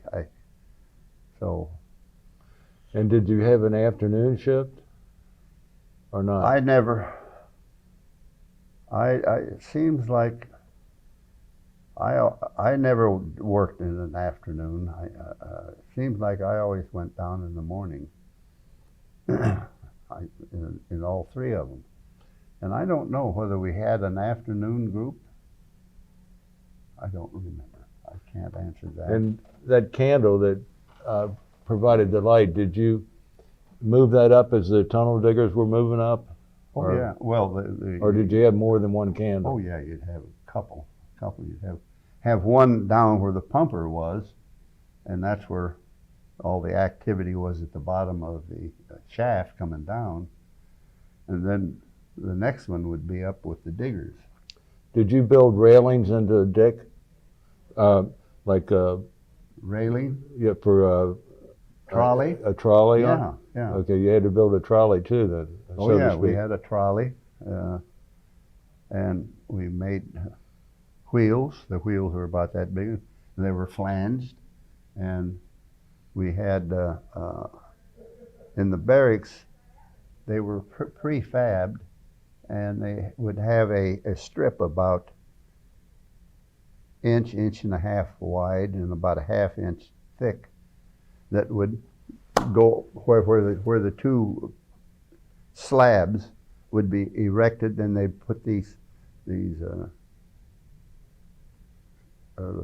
strips to seal it, and so those were the railings that would have two of those, you know, two rails on the floor of the tunnel, Mm-hmm. and it was whatever the distance between them was, you know. The gauge. And Gauge. what were those, and those, the wheels, so to speak, were made out of those Wood. wood? Yeah, they were Yeah. wood. Yeah. And they were,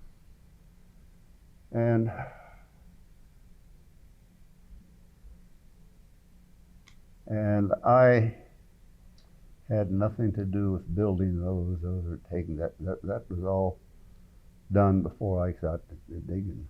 Mhm. That, you're speaking about the depth that you were at, you were digging sand primarily. Is that, was that because of the area that you happened to be in geographically, that it was that sandy type soil, or? Yes, I mean, all that's when what, some, you know, when y'all started digging, you really didn't know what was down there, right? I don't know. I can't answer that question because they probably had an idea that people had gardens, you know, and they could dig around in there, and the Germans wouldn't be too concerned. And maybe they dug down maybe 5 or 10 feet in their garden, and it was all sand. And they said, well, hell, maybe it's sand all the way down, and it turned out to be, it was. It really was. And How long did you continue digging on Dick, the tunnel Dick? oh, I didn't. It just happens to be what group we were in. I mean, I wasn't assigned to any specific tunnel. They used to say, okay, you're going to be in Dick, or you're going to be in Tom, or you're going to be in Harry. So they had all three going at the same Oh, time, hell yes. and you would be assigned to whatever. Whatever group you were with. And as I say, Davy and I wound up as he was up digging. He was up digging, and I was behind him, and he'd shove the sand between his damn legs back to me, and then it was up to me to get the sand from there into the trolley and pull the cord and alert the people back down the tunnel. It was time to pull the cart, the little trolley back down, and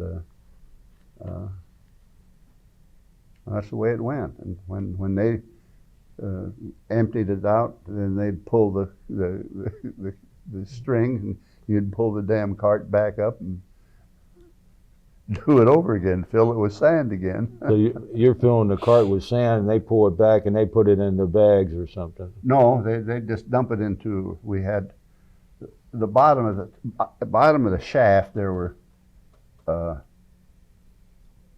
three. There was the pumping room. There was a sand storage room, and there was a carpenter shop where they could do carpenter work for the frames. And then the tunnel went out the other way, so all 4 sides were occupied with something. Mm-hmm. And the pump room was, you know, it was pretty comfortable work. That was. You got to sit up there and you got to pump the damn thing. It sounds like it was a pretty good size Okay, area. Size area that you were. Well, yeah, they were bed boards. The bed boards were roughly, So these are slats up in the bed yeah, they were the bed boards that went in that that you framed a room with? yeah, that was used for, so everything was bedboard width because we didn't have anything else. Now, what were these guys doing that when the bedboards left, they didn't have a way to keep the mattress and everything from falling? Well, there was several things you could do. You get. I'm trying to think where they got the damn. I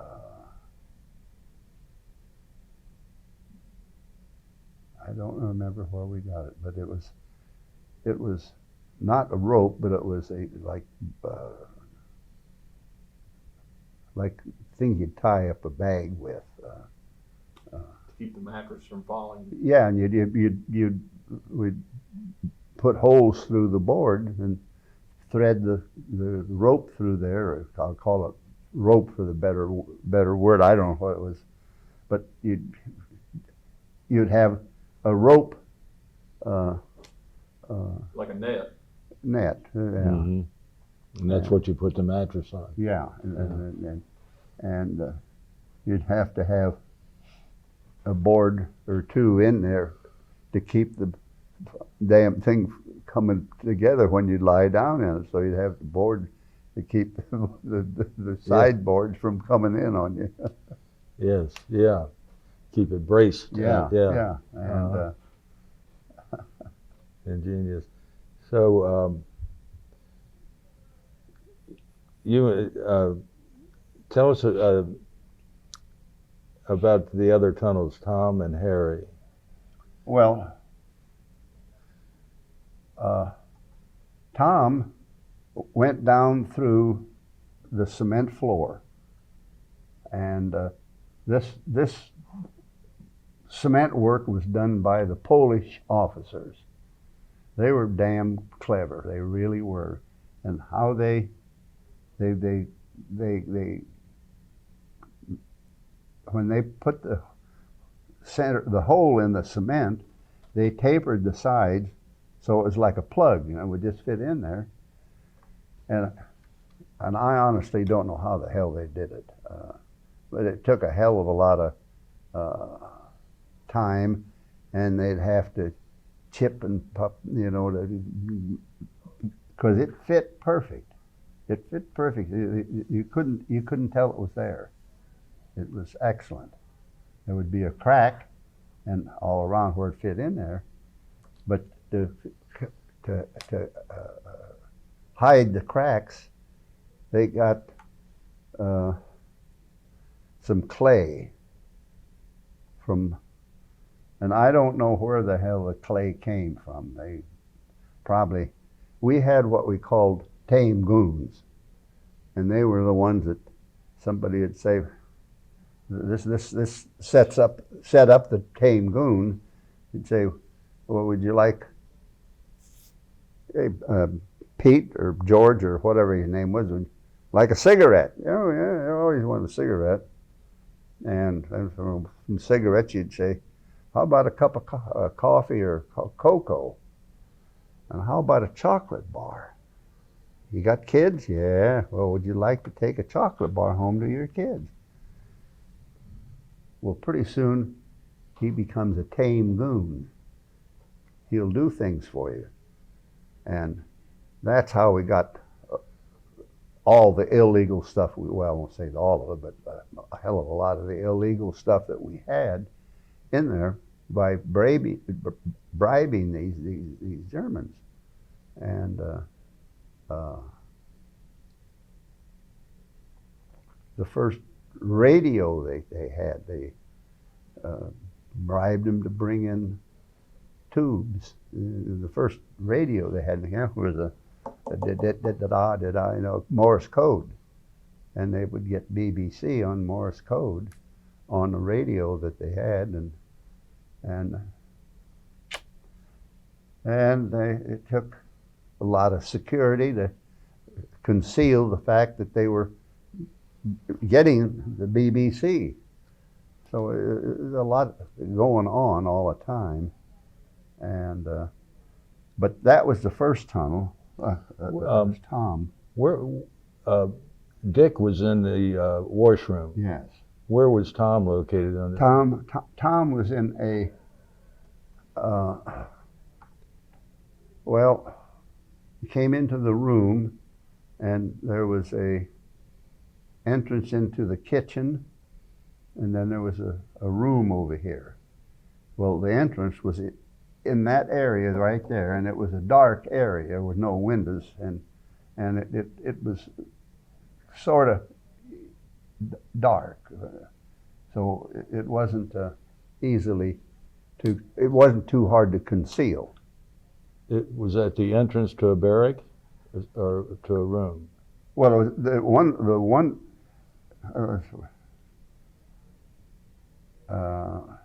Sounds like it was almost like in a hallway. Well, the hall went this way. Then here was a room here, and it was a small entranceway, a little hall.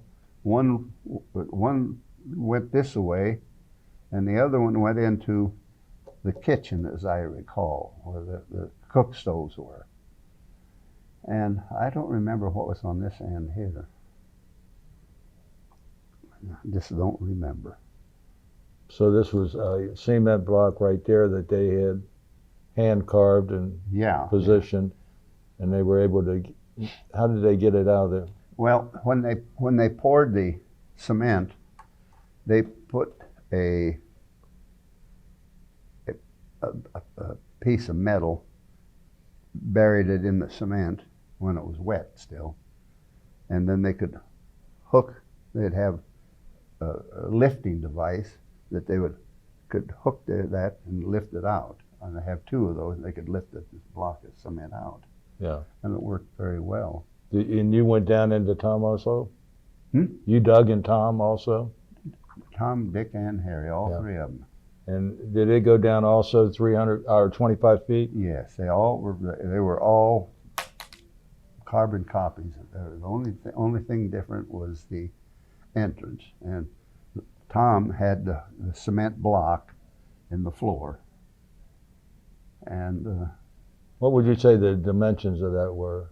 The block? Yeah, 23 to 23 again, or? Oh no, it wasn't that big. It was just big enough you could just get in. I don't know how big it was. It wasn't 23 inches. No. Just big enough for you to squeeze down into, climb down into. Yeah. Okay. And I don't. It didn't seem to me like it was much over 12, 14 inches, if it was that big. So you had to stay lean and mean to get down there. But that wasn't hard. Yeah. And the composition of the soil there at Tom was basically the same as in Dick? All three of them were the same. All same. It was sand. 25 feet. But this was a barracks, though, that Tom was in. Oh yeah. Oh, they were all in barracks. Except the washroom. Well, the washroom, but this was This was a barracks. Barracks, and Harry was a platform like this, and that was what the stove sat on. And they made a carbon copy of this, and they had this damn thing hinged so they could raise it up. And they'd take the stove off, lift the stove off, and lift this up. They'd put the diggers down in the shaft, and this all had to be done very quickly.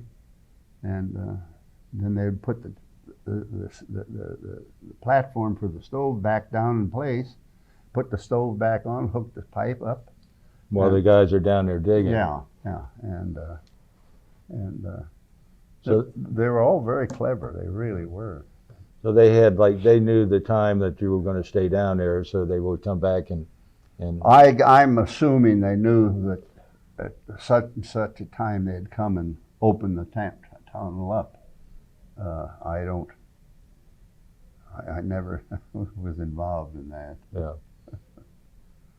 They were always open when you got ready to come out, though. Oh yeah, oh yeah.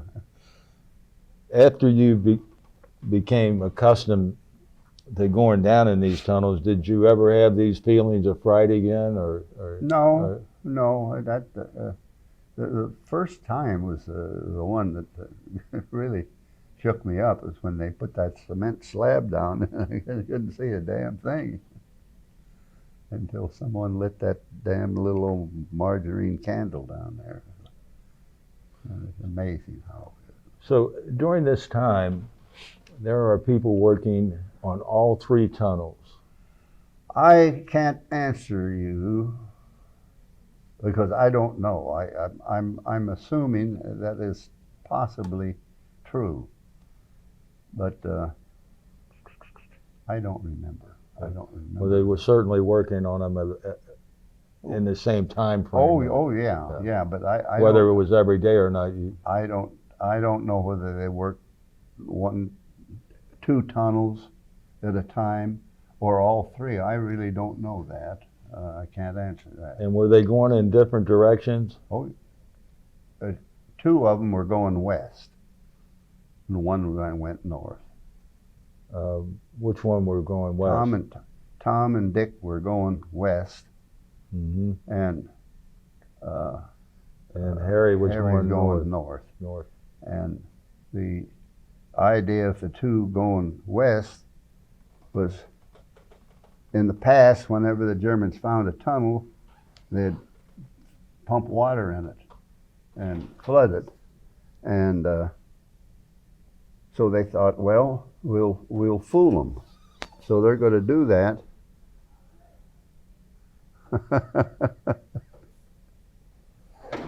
That's all right. Yeah, he's a good guy. Yeah. They said, well, here's Tom, and over here's Dick, and they're both going west. So they said, well, if they do what they had done in the past, if they found Tom, they'd flood it and seal it up. Well, then we had Dick coming along, and it was, I forgot how long. It wasn't too long. It may have been about 100 feet long when we quit digging in it, because we didn't want to hook it up too close to Tom, because if they did flood it, but we didn't want them to come over and flood this one, so we'd stop this digging in this one when it was so, whatever they decided to do. Well, they didn't flood it. They said they put some. Which one did they discover first? Tom. Tom? Well, they didn't discover it. Oh. They didn't discover it. Actually, what had happened,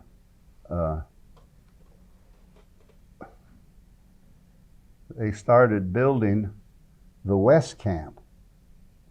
And all we were going to do is have a connection between the South Camp and the West Camp with a tunnel, unless we could get it completed.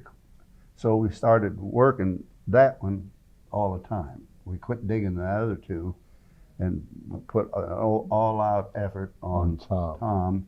As we said, we're going to blitz it. That was, we stole the German blitzkrieg, so we're going to blitz it. We're going to whip that dude right out. And that's what we did. And when we started the mass effort to get that completed out of the, so we could escape through that tunnel before they fenced it in. Put the other camp in. Yeah, well, they finished the camp and had a fence. So y'all got it finished? No, no. Our effort at blitzing the tunnel to get it done. They say the Germans weren't stupid. They recognized that the traffic in this barracks where Tom was going out of, there was a lot of the traffic in and out of the building had increased, and it had. And but hell, the only thing you could do, you had to get rid of the sand, and so we were blitzing it, so to speak. And as I say, the Germans said, we went out for a roll call one morning, and when we came back, the guards were all around there, and said, we're going to search this building. And they searched the building. And von Linderman said to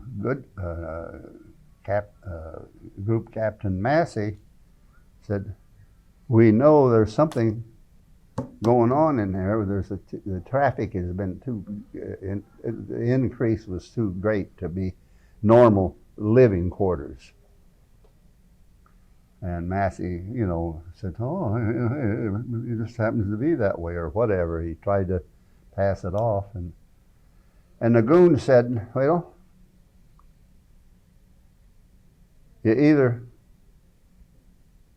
tell us what's going on in this building, or we're going to put a fence around it, and you're going to lose this building.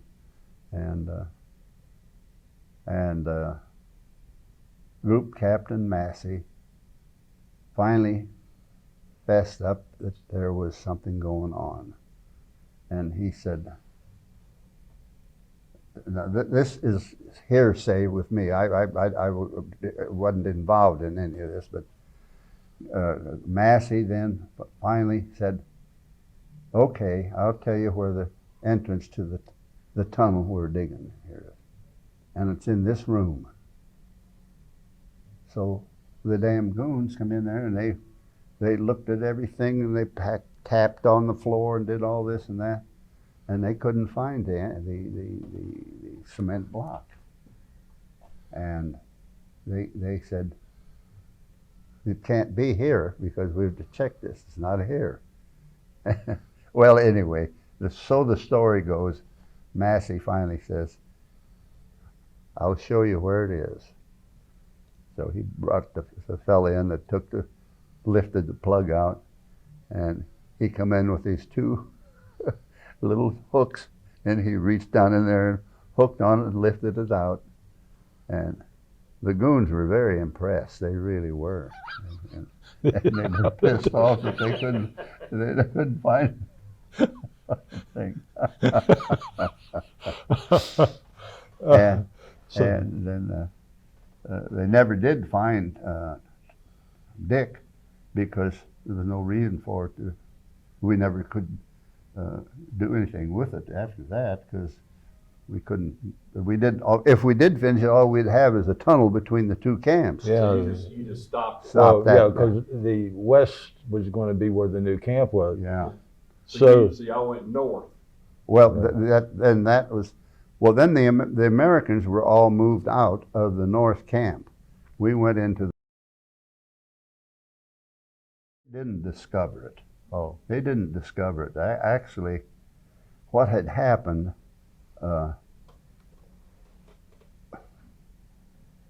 they started building the west camp.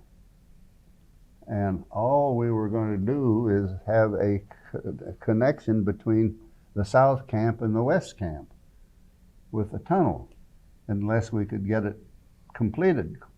So we started working that one all the time. We quit digging the other two and put an all-out effort on Tom. As we said, we're going to blitz it. We stole the German blitzkrieg, so we're going to blitz it. We're going to whip that dude right out. And that's what we did. And when we started the mass effort to get that completed so we could escape through that tunnel before they fenced it in, put the other camp in. Yeah, well, they finished the camp and had a fence. So y'all got it finished? No, no. Our effort at blitzing the tunnel to get it done, as I say, the Germans weren't stupid. They recognized that the traffic in this barracks where Tom was going out of, there's a lot of the traffic in and out of the building had increased, and it had. And hell, the only thing you could do, you had to get rid of the sand. And so we were blitzing it, so to speak. And as I say, the Germans said, we went out for a roll call one morning, and when we came back, the guards were all around there, and they said, we're going to search this building. And they searched the building. And von Linderman said to Group Captain Massey, said, we know there's something going on in there. The traffic has been the increase was too great to be normal living quarters. And Massey, said, oh, it just happens to be that way, or whatever. He tried to pass it off. And the goon said, well, you either tell us what's going on in this building, or we're going to put a fence around it, and you're going to lose this building. And Group Captain Massey finally fessed up that there was something going on. And he said, now this is hearsay with me. I wasn't involved in any of this, but Massey then finally said, okay, I'll tell you where the entrance to the tunnel we're digging here is. And it's in this room. So the damn goons come in there, and they looked at everything, and they tapped on the floor and did all this and that, and they couldn't find the cement block. And they said, it can't be here because we have to check this. It's not here. Well, anyway, so the story goes, Massey finally says, I'll show you where it is. So he brought the fella in that lifted the plug out, and he come in with these two little hooks, and he reached down in there and hooked on it and lifted it out. And the goons were very impressed. They really were. And they were pissed off that they couldn't find anything. And then they never did find Dick, because there was no reason for it. We never could do anything with it after that, because we couldn't. If we did finish it, all we'd have is a tunnel between the two camps. Yeah. So you just stopped. Well, yeah, because the west was going to be where the new camp was. Yeah. So y'all went north. Well, then the Americans were all moved out of the north camp. We went into the south camp. Well, but I want to know what they did to Tom, what the Germans did to Tom. Nothing. They didn't No, because flood it or as far as they know. Well, they told us they put a charge of dynamite in there, and it didn't go off. Well, we didn't know that, but we had no reason to complete it, because all we have, as I said, is a tunnel between the two camps. Yeah. So it was a dead issue. And they realized that too. Sure, right? sure. They said, okay, so what? It's a tunnel, but you're not going anywhere. Yes, yeah, you can play in it if you want to, but it's not going to do you any good. So about what time frame was that? Do you recall? because you and Davy Jones have been digging together since sometime in December of 42 on through 43. Oh, And I didn't, and correct me if I'm wrong, but I didn't think that the south compound was completed until after September of 43. No, I don't think it was. I don't think it was. We moved from the north camp to the south camp.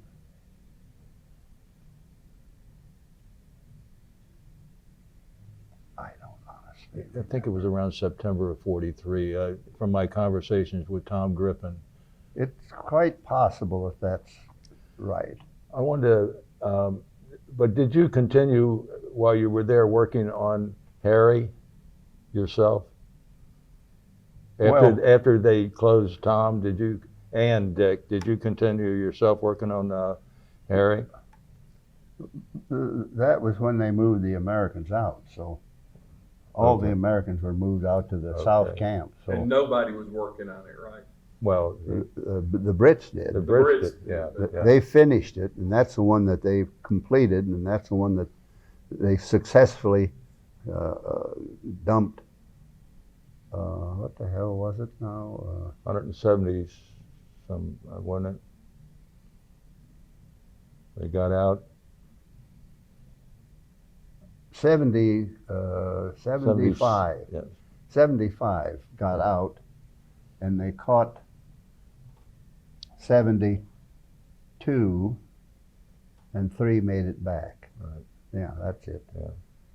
Well, I wanted to ask you something though, before we go any further. There's a book written about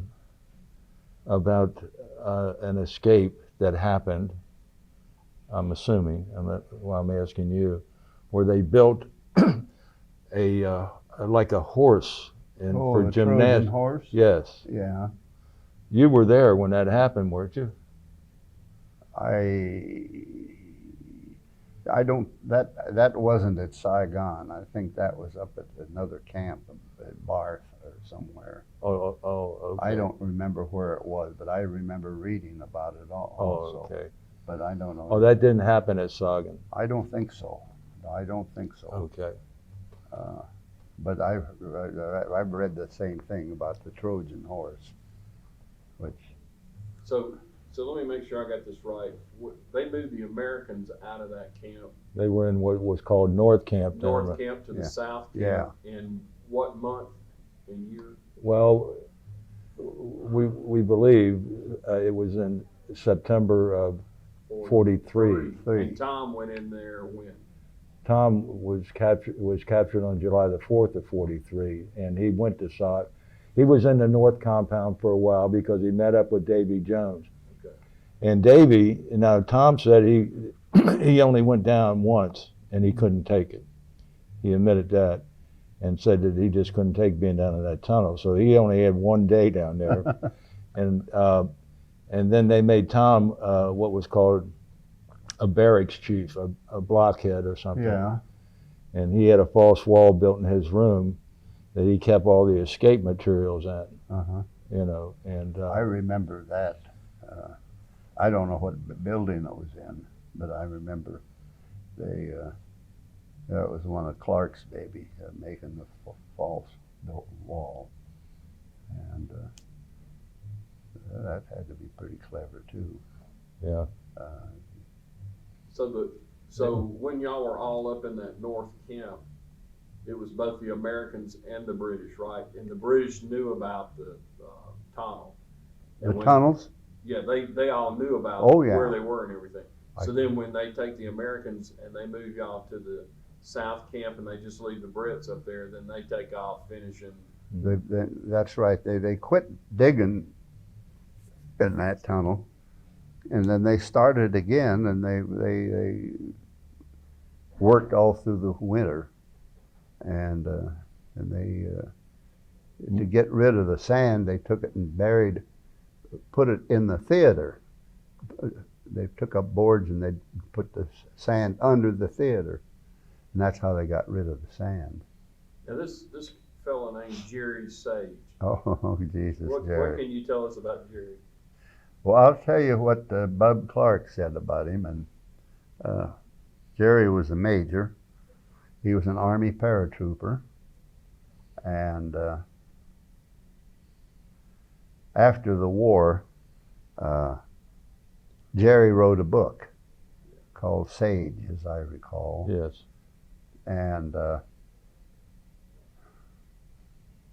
we were at a POW reunion, and I don't think that was the name of Fleming, Tom Fleming, said that Clark said, "Tell us,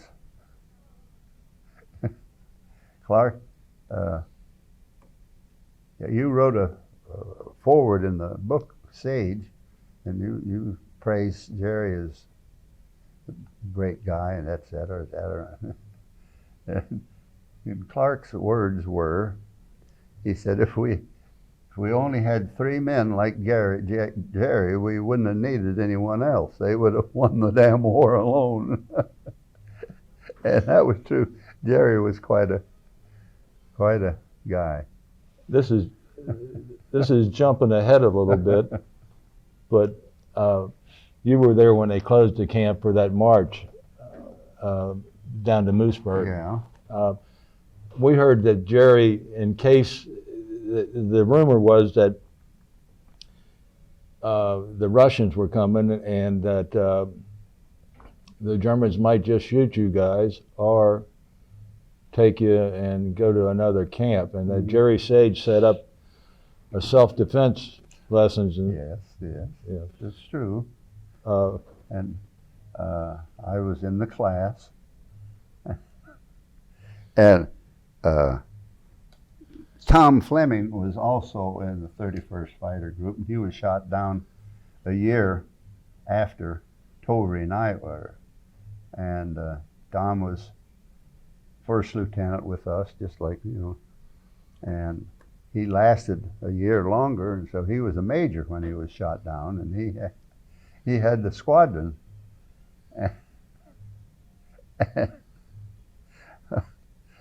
Tom, let's see, where the hell was I going with this? talking about the self-defense class. Oh, yeah. Yeah. Jerry was saying, we had this room, and he had us all grunting and groaning, and he'd say, you hit a man like, with the back of your hand like that, you can kill him, hit him in the neck,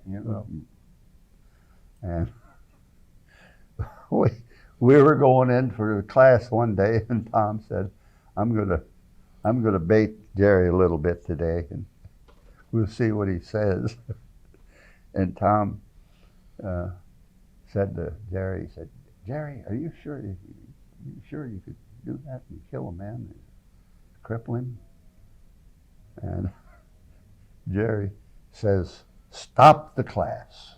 Stop the class. Everybody stops to see what's going on. And he says, Major Fleming here doesn't think that you can get enough force to damage a man. And Jerry said, it's really true. And he walks over to the wall and he goes, bam! He hits the goddamn wall and cracks the boards on it. And Jerry said, okay, I rest my case, Major. Do you think that would work? Tom said, gee, Jerry, I didn't think it would. No. He knew damn well. He was going to bait old Jerry. And then when Clark said if we had 3 more men like Jerry, we wouldn't have needed anybody else to fight the war. Oh my goodness! Now Jerry, he was a paratrooper, right? Yeah. And what, did he get captured off of the D-Day? No, it was before that. No, he was made a jump somewhere. But he was always had to blow a bridge. That was his big thing. He said, God, I got to get out of here because I had a bridge to blow. Hell. Well, actually, he was. Demolition guy. Well, he was also OSS. Okay. Yeah, I think he was. Yeah, behind the lines. And what happened was, as I recall, excuse me for That's interrupting. okay. When he was captured with 2 Air Force men that were pilots and on the aircraft in the Balkans, if I remember correctly, but maybe not. Anyway, they fabricated a story. See, if they had caught Jerry Sage, they would have executed him. Because he's OSS. Yes. So they fabricated a story that he was a officer on their crew. And so they had a couple of days Okay. to indoctrinate him, to remember what group and squadron, etc. And he told the story well enough that they Believed him. Believed him, yeah. Yep. And that's how he ended up at Stalag Luft 3 with you guys. Yeah, well, I know we always ask him, how the hell, Jerry, did you get in here? You're not Air Force. And he said, I knew all about this and flying that. Okay. But that makes more sense than what he well, told us. I read the book, and so that I can. And I was told that in preparation for this, because you didn't know if they were going to shoot you guys and just take off when the Russians were coming, or. Yep, we didn't know. We thought that maybe happened. Yeah. But the Russians came. They were within, I think, 18 kilometers of the camp when they stopped their push, and We've gotten ahead of ourselves a little bit Yeah. here. I want to go back now, if you will. After you were moved to the South Camp, mhm. did you Americans start any tunnels yourself? No, Okay. no. We didn't have any. We didn't have any poles there to make slick traps. Okay. I don't remember. No, we didn't. But you were collecting all the materials for escape, and such as compasses and forged documents. Yeah. Oh, hell yes. But see, when the big escape was when they got out of the North Camp, when they completed Yeah. when they completed Harry. Let's talk about that a bit. What? Tell us when you found out about that the Great Escape happened, and what your feelings were, and what your men thought. We This is March of 1945, if I remember. yes, 1944. I'm sorry. 44. Right. Yeah. Well, we found out about it very shortly. I mean, they told us the Brits sent a message over the fence, because you could we were a fence is all that separated us, and you could talk across the fence, and no problem. But anyway, we found out, I'm going to say probably the next day or two, Mm-hmm. that they completed the tunnel, and they got 75 odd people got out, and we didn't know anything about how many had been recaptured. By that time, it was too early. Mm-hmm. But and then when von Linderman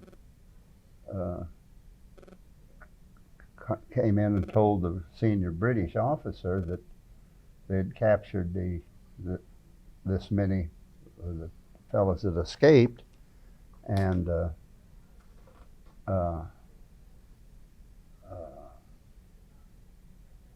they shot 50 of them because they were trying to escape the Germans after they'd been recaptured.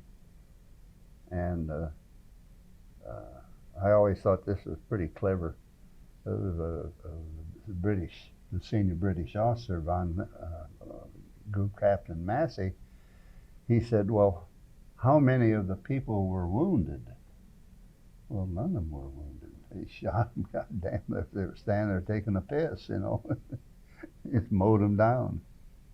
Yeah. Because they did escape. That Well, No. Well, they had escaped from the camp, but they'd been recaptured.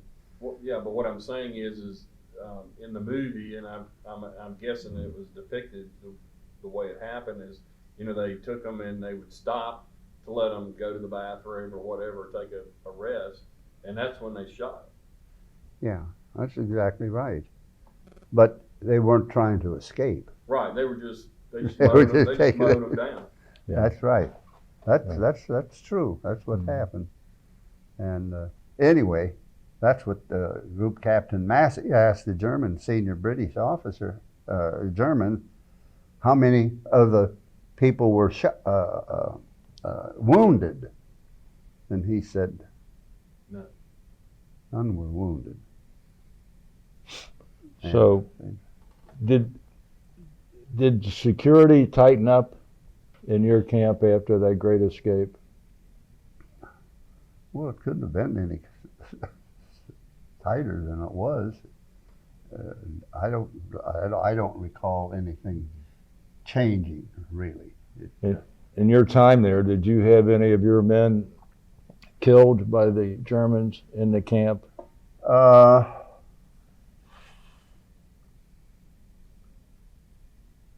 I think we had one shot. Oh, there was two. There was a fellow that they said was trying to. They thought he was a little off in the noodle, and they thought he was nutty. And they said he was trying to escape from a hospital, and he was shot. And then we had one that was shot during an air raid, and we had a colonel that was shot in the leg, and he was crippled after that. It didn't, I don't remember, but anyway, yeah, I saw him after the war, and he was still hobbling around. He was a gimp and had a bad break, but he wasn't dead. But there was somebody shot and killed, and I forgot who it was. No. Now, in the movie The Great Escape, they had Steve McQueen, that character. Was there someone like that, or is that Hell just, no. there wasn't nobody like that? Nobody like Steve McQueen jumping the goddamn sand. No. I forgot. I'm just recording. That's all right. That's all right. No, Steve McQueen. Nobody was a cooler king, like they said, and show him throwing the baseball around. Yeah, And that just was added for. Oh, that's Yeah. Hollywood. Hollywood. And Garner, James Garner. He flew an airplane in the movie. There was nobody flew an airplane. Right. For the escape from the prison camp. Now, I understand there was a fellow. Somebody did steal a Focke-Wulf, I think it was, and flew it back to England. I don't know about that either. But The three that did escape, how did they get out? What was? I only know how the one. Was that Vanderstock? Vanderstock. Mhm. Yes, he got out and he had civilian clothes. He had right marks. He had forged papers, and we had people there that could do forgery damn good. It fooled the Germans, and they did it all with pen and pencil. You know, really, it was very, very good. And so he had forged papers, money, and civilian clothes. And he spoke the language. And he spoke the language. Yeah. And he went to the train station, and when the train came through, he'd already bought the ticket. And what was interesting, after the war, we brought, I think 4 or 5 of the girls that were censored our mail. And we brought them back to our POW reunion, and oh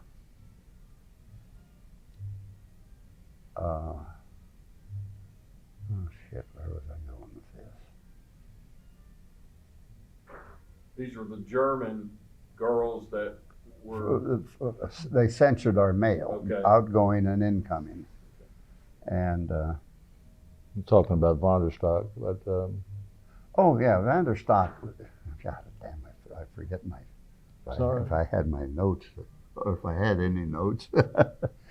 Yeah, Vanderstock told us. Oh no, he didn't tell us. We had these German girls there that were censors, and he asked them the night of the escape, were you down at the train station looking for escaped prisoners? And they said yes, they were. And Vanderstock asked her, well, do you remember me talking to you about this fellow? Well, she said, she came over to him, that was it, and she said, because she knew he spoke German, and he was in civilian clothes, so she thought he was illegal. And she said, I think he's an escapee from prison camp. And Vanderstock said, oh no, he's not an escapee from the prison camp, and he really was. He said, he came in on a train with me from Poland, from wherever the hell it was, Warsaw. And he came in on the train with me, and she said, oh, really? And the fellow's name was, what the hell was it? He was a South African. Well, anyway, Vanderstock said, no, he's not a prisoner. He came in on the train with me. And he didn't come in on the train either. But anyway, it was interesting that she was down there at the train station that night, and Vanderstock talked to her. and and she didn't recognize him as, She didn't know he was a escapee. and he vouched for another man, and he was able to get got him off, and it didn't work because he was one of the 50 that was shot later. Oh, yeah. But that's now makes the, it now the British fellow that wrote the book, The Great Brick Hill. Brickhill, did you know him? No. I know him after the war. He wrote the book, and his book is damn accurate. It really was. Up until after the war, he talks about the effort that was put in to find out who was responsible for shooting them, and that I don't know anything about that because that happened after the war. And I know, but Do you recall the barracks number you were in? I was in 139. 139. That was the last one in the line.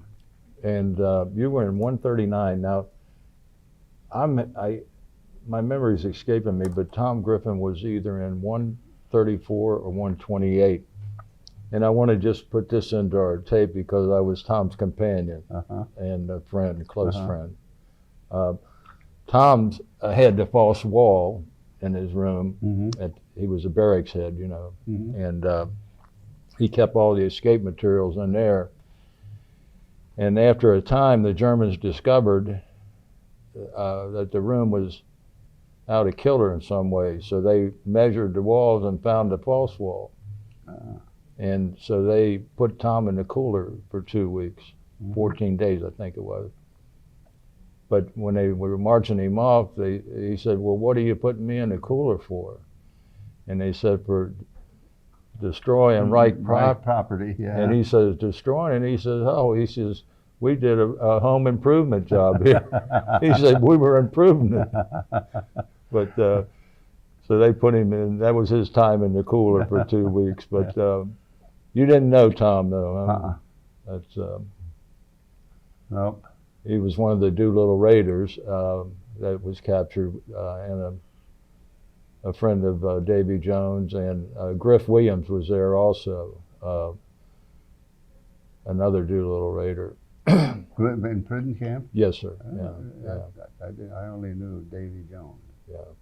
Naturally. And you got along well with Davy Jones while you were at the camp also? Oh, yeah. Yeah. Yeah. Yeah, when we, fast forward a little bit, but when we were liberated on the 29th of April, Tom Fleming, who was, as I said, A major then. yeah, major, and Tom said, we'd talked about this, leaving the prison camp. So the next day, the 30th, we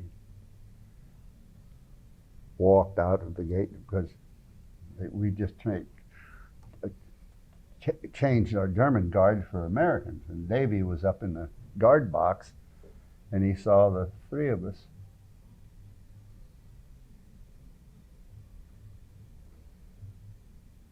Four of us go out together, and he said, "Where are you bastards going?" Just going out and walk around grassy, Davy, and look at the grass and the this and the that.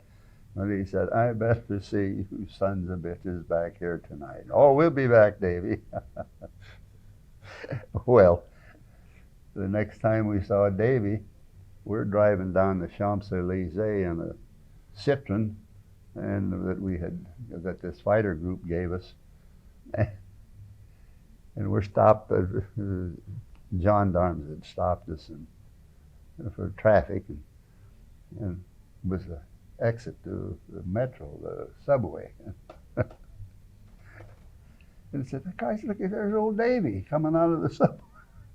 We said, "Davy, hey, can we give you a lift?"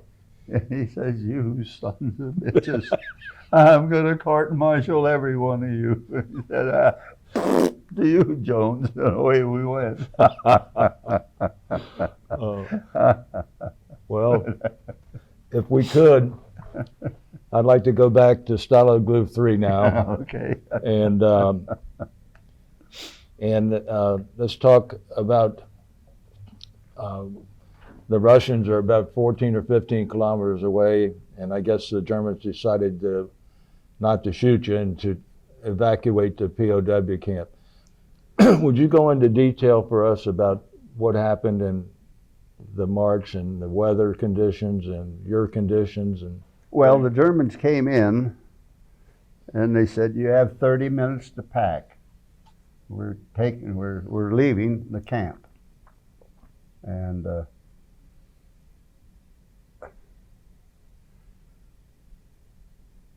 I had built a sled because I lived on a farm as a kid, and I knew you could move a hell of a lot more on a sled than you can carry.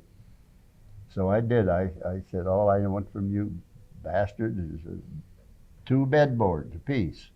I want to make a sled." And I did. And when they said, "You got 2 minutes, 30 minutes to pack," I'd built the sled and I nailed it up on the wall. And we didn't take the sled off the wall. And all the fellows said, Tovey and Tom and Johnny Farr said, "I'm going to build a backpack. I'm going to carry my stuff." And I said, "Screw it, I'm making a sled. And all I want from you bastards is a couple of bedboards apiece." I made the sled. So they come in and said, "You have 30 minutes. Took the sled off the wall, put my junk on the sled. Tom put his stuff on the sled. Johnny Farr put the stuff on the sled.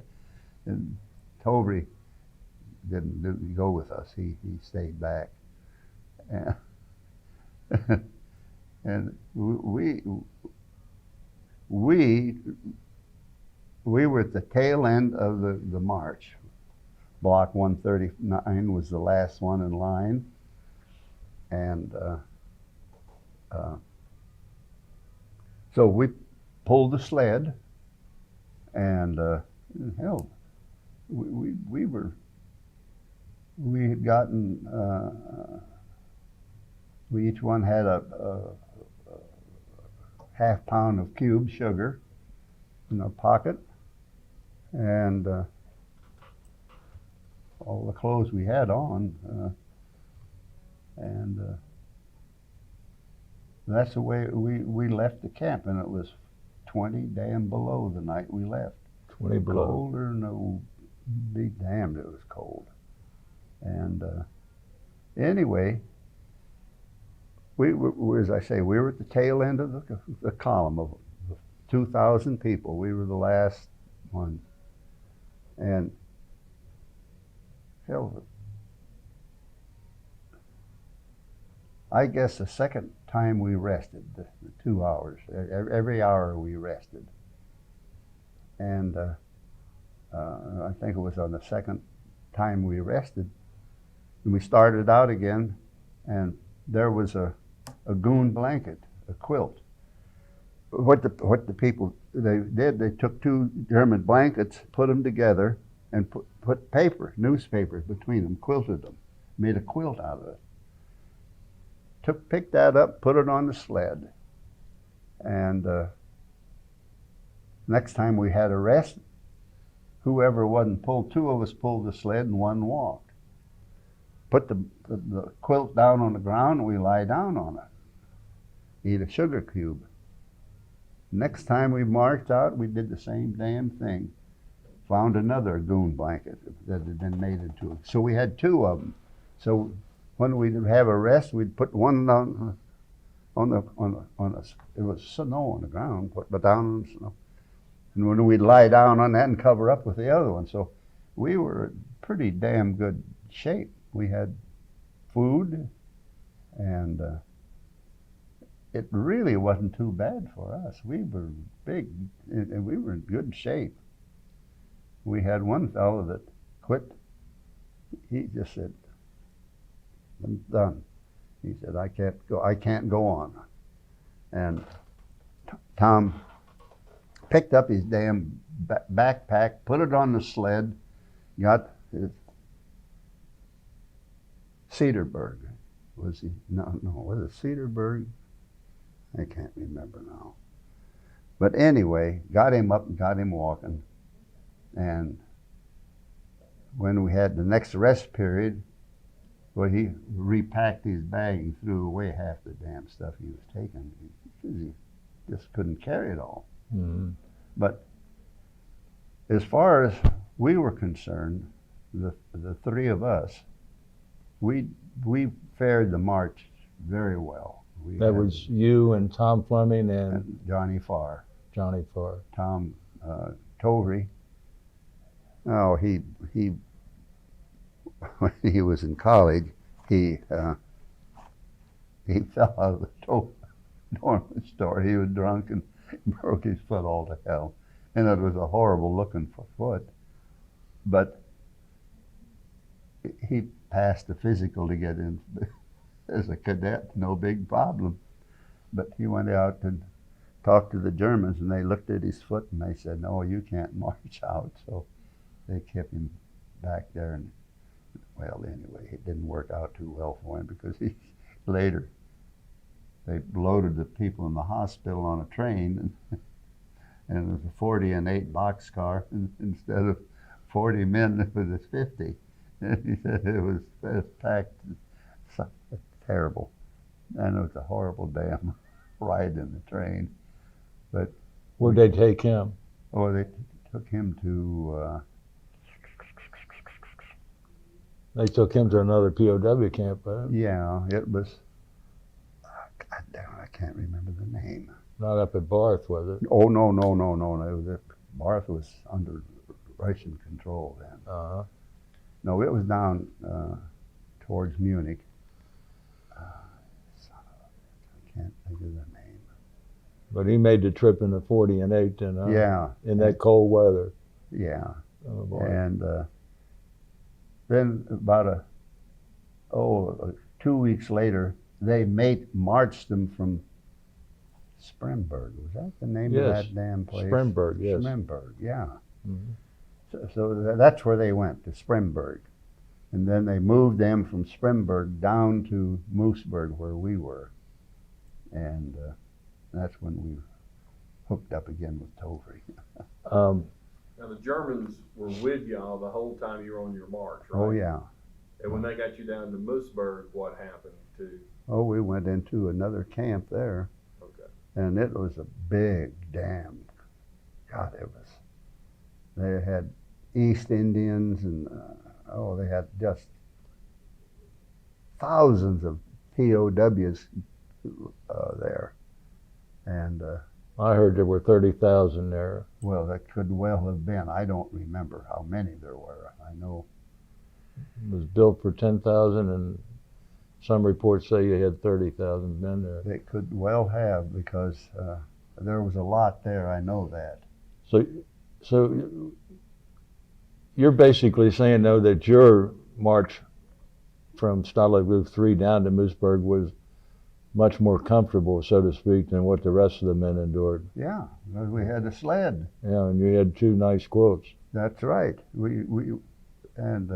What other food you have besides the sugar cubes? The Germans were hauling rations for us in a wagon, and the damn wagon broke down. So they said, "You gotta come and get your rations and carry them yourself, because the wagon broke down." Mm-hmm. So we sent Tom down to get our rations, and he brought back a couple of loaves of goon bread, and we had that on a sled, and so we had that, and I don't remember what all we had in the way of food. I remember the goon bread, but I'd be damned if I remember what else we had to eat. That bread was supposed to be particularly hard, wasn't it, or what? Oh, Jesus, a loaf of bread weighed about 5 pounds. It was heavy as hell. I don't know what it was, but it apparently was pretty nourishing, because we all lived on it. Yeah. Now, Ray, didn't Tom go off to some farmhouse or something like Well, that? that was later at Moosburg, after they were liberated. But Okay. we'll get to there when he made his walk. But I understand that the sanitary conditions at Moosburg were just abysmal. Well, yeah, And the water, where you had to get a drink of water, I don't remember anything being all that bad there. I really don't. mm-hmm.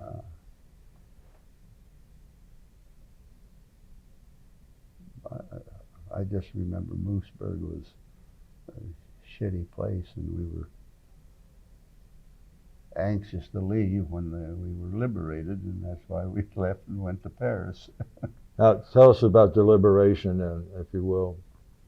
Well, we had been counted, and we were. Did you still have to have an appel every day? Oh, hell yes, they counted us every day. Even at Moosburg? Yeah. Moosburg. And well, I guess it was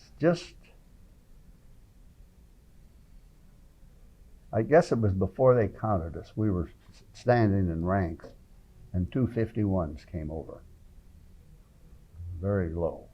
They did a couple of rolls and went away. And after that, all hell broke up. Patton's Third Army started to move in, and they did, and there wasn't anybody opposing them really to speak of. And Patton's army came in, and damn tank come in and drove us right through the gate, coming in camp. Damn Sherman tank sitting there, big white star on it. The fella in the tank crawled out to the top of it. He says, "Anybody know Shorty Spears here?" And someone says, "Yeah, I know Shorty." He says, "Get that little bastard and bring him over here." And it was his brother It's in the tank. And old Shorty Spears was king for a day. His brother offloaded a couple of cases of K ration. He had more goddamn food than anybody else. But anyway, I remember the guy in the tank says, "Bring that son of a bitch over here." Well, that brings up another question. When you went into the POW camp, do you remember how much you weighed and how much you weighed when you got out of Moosburg? I was around 150 pounds when I came out. I'd lost about, I think I was about 175 when I was shot down. So you lost 25 pounds 25, 30 pounds. on German ration. Yeah. We didn't, before we get to the liberation again, we didn't talk about a normal day of like getting your mail from home or getting packages from the Red Cross or maybe even shoes from home or some clothing or things. Yeah. Could you dwell on that for a minute for us? Well, my mother could send, I say my mother, my father and mother, but mother was the one that did all that garbage. But she sent clothes and could get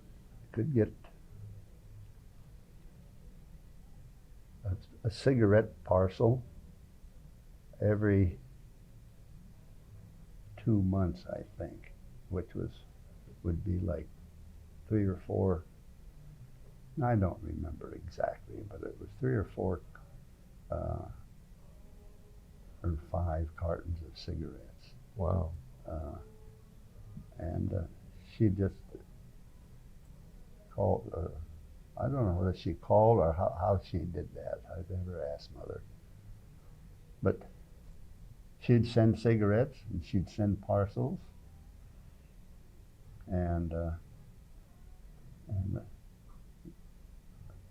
clothing.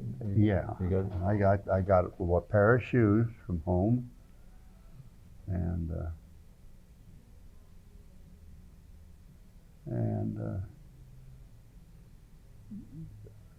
I didn't get many clothes. I had. I've heard people talk about this one particular sergeant at the Stalag Luft 3. Glaunitz, was that his name? Glemitz? Glimwitz. Yes.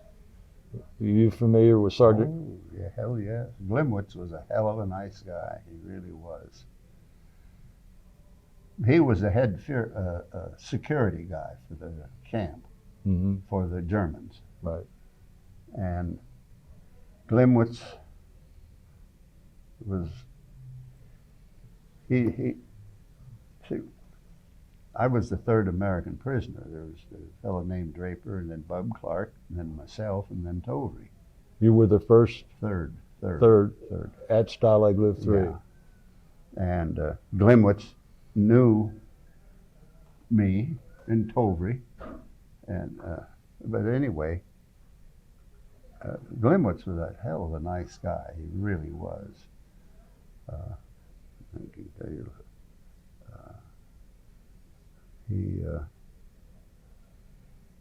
Are you saying he was fair?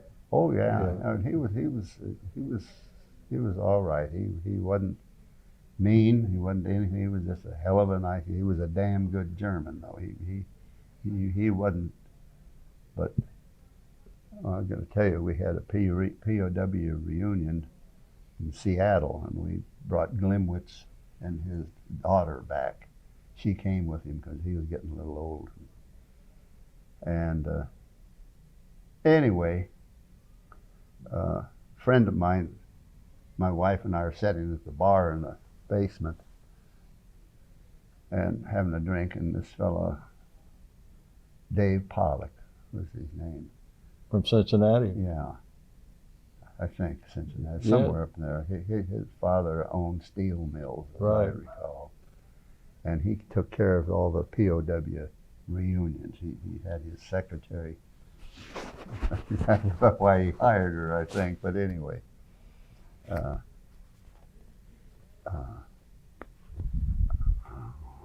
Where the hell was I going with Talking this? about Glemmitz.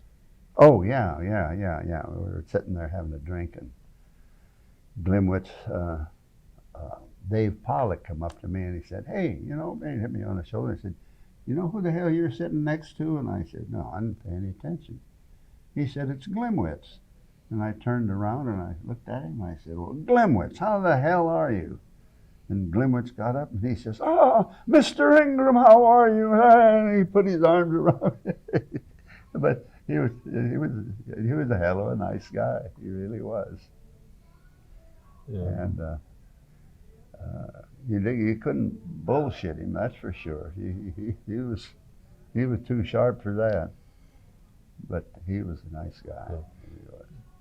Do you have any recollections about the colonel that was in charge of Stalag Luft 3? Of the camp? Yes. You mean the German? Yes. I don't know anything at all about him.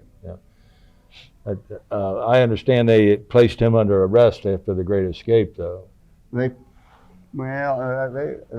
may be true. I kind of think I heard something like that, but I'm not too sure. I don't remember that. Yeah, they blamed him for it, and Do you recall any of the other Germans, the ferrets or guards under Glemmitz? all I know is Blue Boy, and I didn't know him per se. I just know of him and his name, and he seemed to be the head ferret for Glimwitz. He would do all the groundwork, you know. He'd crawl under the barracks and crawl through the attics and do all that. And They called him Blue Boy, huh? yeah, well, he had a blue flying suit type thing, and it was blue, and he became Blue Boy. And we as I say, everything was organized in the camp in so far as we were concerned. We had our own security system. In fact, we had people that watched the gate. We knew who was in the camp at any time. And it was kind of interesting. One time, Glimwitz came in, and he was trying to find out. He walked up to the window where the guy sits to check the guards in and out, and he said to whoever it was, he said, "Is Blue Boy in the prison camp now?" And the fellow said, "Well, yeah, he came in and yeah, he's still here." Yeah, I thought that was pretty funny. Yeah. He's trusting our people to tell him where his peoples were. After you were liberated from Moosburg, did you go to like Camp Lucky Strike or any place? Oh yeah, yeah. Is that where you went to Lucky Strike? Well, we went to Paris first. Oh, did you? Oh hell yes, we spent. Oh hell, we had a time in Paris. Now, how far was Paris from Moosburg? Oh shit, I don't know. Well, Moosburg is just north Just north of Munich. Munich, and it's not that far. Not far. Well, well, it's a couple hundred miles, but Oh hell, it's more than that. Christ's sake, it's 100 miles to get out of Germany. right. And I suspect Probably. another I would say it'd be a couple of 100 miles anyway. I don't know. Probably 300 at least. Yeah. Yeah. But When they could make it. How'd you get there? Trying. we had a Citroen, a French car, a Citroen. You got that while you were at Moosburg? How'd you? No. How'd you get from Moosburg to Paris? Well, you got that's a whole different story. we got out of the camp, and that's when Joan says, "Where are you going?" We're just going to walk around. We went out and got on the highway, and we a GI truck was hauling empty jerry cans back to the refueling place to get them filled up so they could haul them back down for Patton's tank.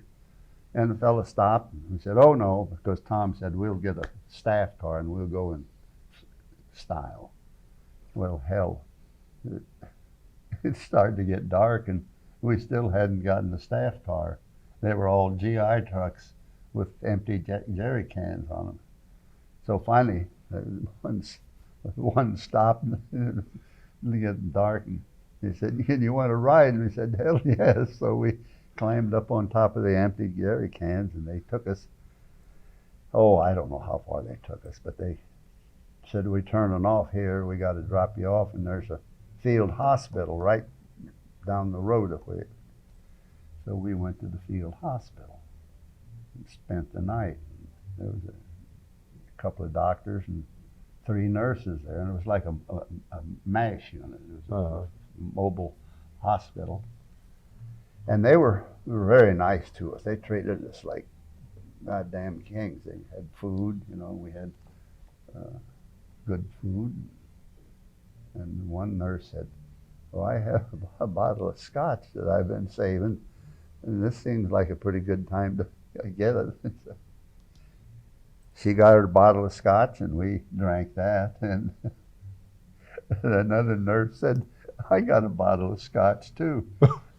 So there was the 4 of us and the 3 nurses and the 2 doctors that we all participated in the consumption.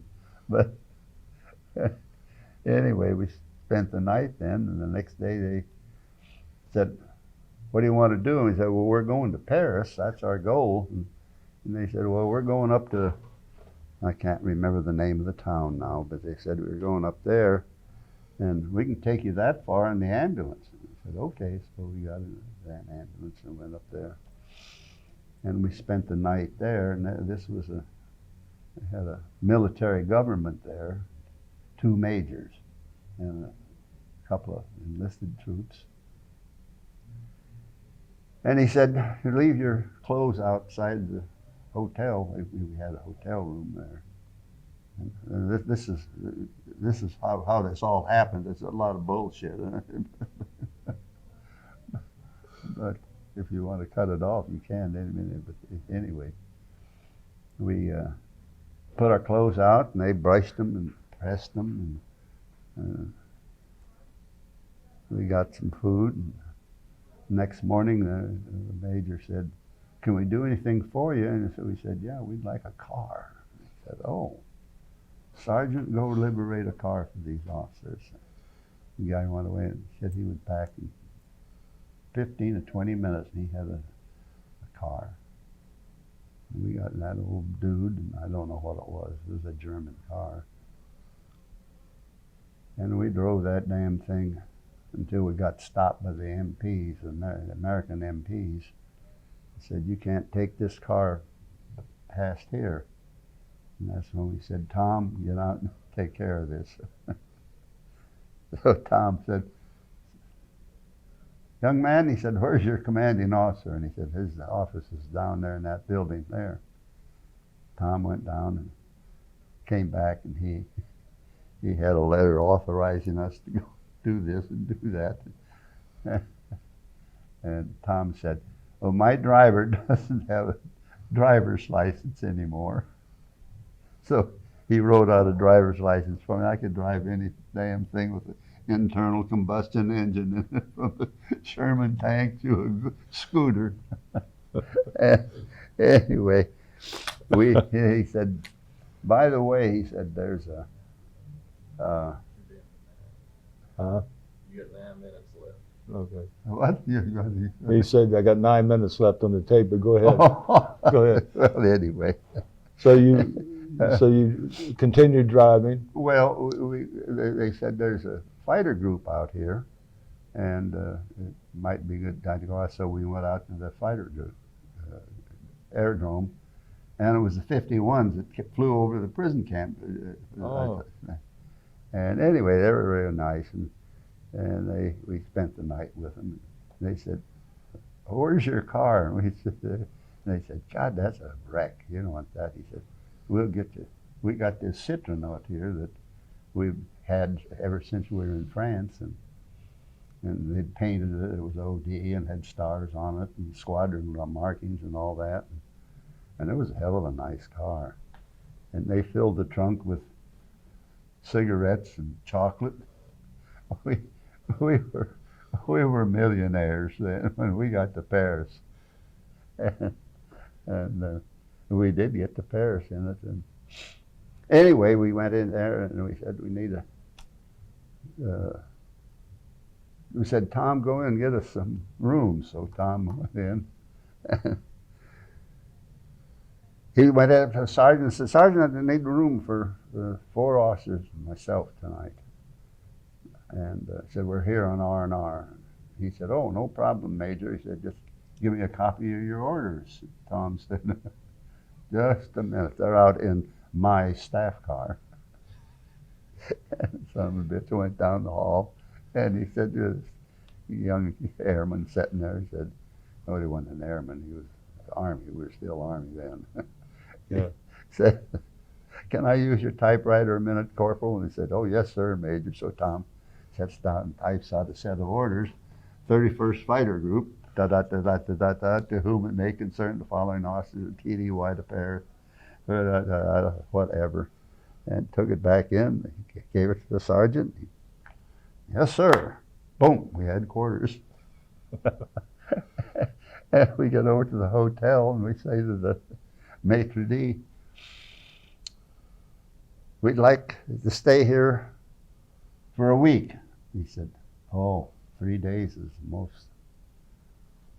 Oh. We all had musette bags, you know the musette. Yeah. Out come a carton of cigarettes. We had a case of cognac in 15 minutes. We had the rooms for, we probably could still be staying there. Yeah, we were kingpin guys. 2 cartons of cigarettes got us rooms and 2 cases of cognac. Oh, hell, Oh my goodness. and anyway, We're down to 5, Ray. That's all right. 5 minutes. Yeah. Well, anyway, we allowed us how we'd spent a week in Paris then. We ought to go back to Lucky Strike. I mean, not go back, but go out to the Camp Lucky Strike, which we did. And the tents were A through Z, double A through double Z, triple A through triple Z, and we were in triple Z. That meant we were going to be there for about a month. And we're walking back from something, I don't know. We saw a line. We said to them, what the hell are you standing in this line for? And they said, we're getting our shots. We're going home today. We just stepped in line, got our shots, and we went home that day. Are you kidding? You Going got, back to the United States? Yeah. you How just, did you get back? What was the method? Oh, we came back on the USS Monticello. Monticello. That was a not a Japanese, but a Italian cruise liner before the war, and the Americans confiscated it. It was a nice ship. you know, I'm going to take a break right here. If you'll put that, and we'll edit this, but just stop it if you would, please. 3, 2, 1. And we're continuing now, and I think we left off where you were going to board the Monticello after you got your shots and got in the line and bucked the system again. Yeah, we did that. Who was the 4th guy with you, though? You got Tom Fleming, yourself, Johnny Farr and Ed Tovey. and Ed Tovey. Okay. Yeah, Ed left us at Saigon Mm-hmm.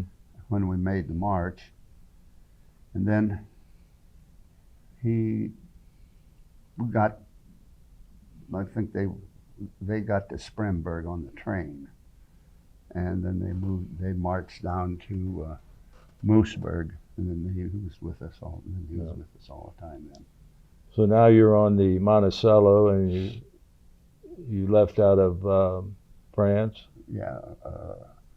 What city was that? Le Havre, I think. Le Havre, yeah. I think that was where the Lucky Strike was. Right. And, And where did you arrive at? oh, Brooklyn, I guess it was, New York area. Uh-huh. I don't honestly remember. We had on the ship, we had the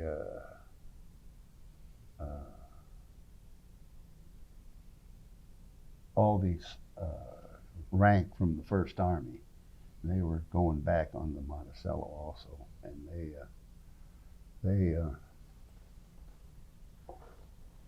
they had priority over everything. The First Army, they had a couple of generals, and when we got on the ship, we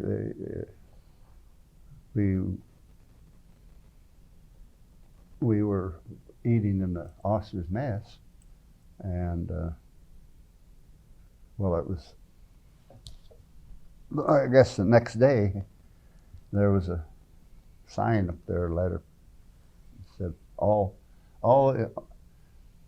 the officers of the grade above lieutenant colonel will eat in the officers' mess. The rest of them will da da da da da. We were the rest of them, and that was up there, and that was up there like at noon, and when we went down to eat dinner at night, there was a big X in there, and it said, all officers will eat in the officers' mess. Signed, the captain of the boat. And the captain of the boat had, he was the captain. He ran the joint. Right. And this general's saying only officers above the grade of lieutenant colonel will eat in the officer's mess. He said, screw that. Well, you know, I've got a question to ask you. At this point, you guys are technically AWOL, aren't you? I guess you could say that, yes. You don't have any orders, No, nothing. and nobody knows where you're at. Nobody knows where we are except us. You got to tell me how you got this straightened out. Well, when we got to Lucky Strike, and they put us on the boat to go back, and we got to, I'm going to say Brooklyn. Mm-hmm. They said, where's your home of record? And I said, Iowa. And they said, okay, you'll go to Fort Sheridan. And by this time, another friend of mine, I ran into him, Dave Brown, and they said, where's your home of record? He was Illinois, so he went to Sheridan. So Brownie and I went to Sheridan. And that's when we were picked up on rolls as being Present for duty? yeah, we were. Did they ask you any questions? If they did, I forgot them. I don't remember anything. So you parted company with the major and Oh yeah, and Tom, everybody else, they Yeah. disappeared. So you go to Fort Sheridan and Yep, you're and picked up on the rolls, and they put me on 30 days leave. I went to my home record in Iowa for 30 days. And when my 30 days were up, they extended it another 30 days. And I don't know whether I got 2 extensions or not. I forgot now. But I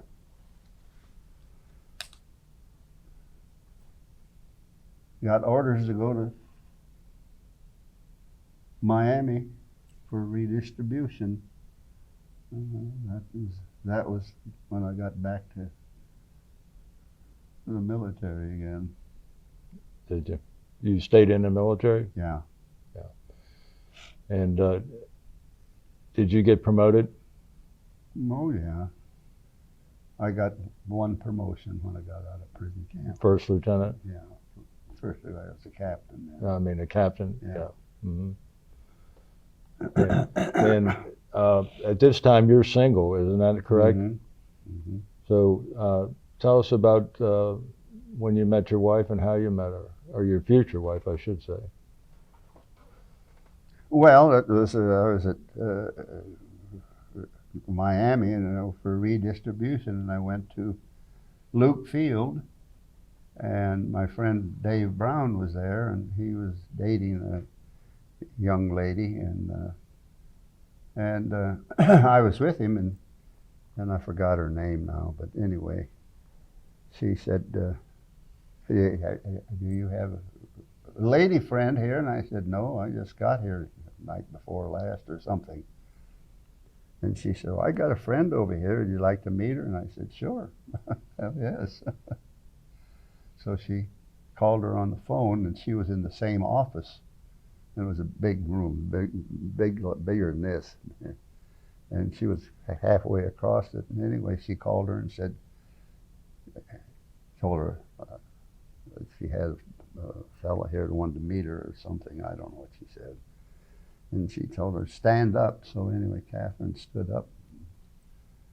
So I went over and chatted with her, and that was it. And What was her name? Catherine. And her maiden name? Pugh, P-U-G-H. Uh-huh. And I've always kidded her and said, "The only reason you married me, wouldn't you change your name?" She said when she went to college, they called her Stinky. Oh. But anyway, this was in October, I think. October or November. Anyway, we hit it off pretty good, and we were married the 28th of November. 45? Yeah. Uh-huh. And how many children did you have, Bob?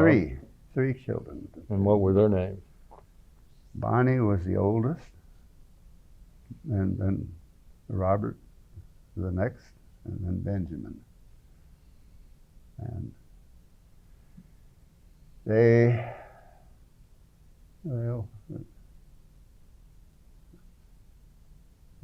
my mother and father were alive then, and Dad died about 3 years later, and mother mother died in 95, I guess. Mm-hmm. And how long were you married to Catherine? Is Catherine still alive? No, she died in 2013 on the 13th of January, 15th of January. Of 2013? Right. Yeah. Yep. 65 years. 64 years plus, yeah. No, there's more than that. 'Cause I got 2013. 45 to 13.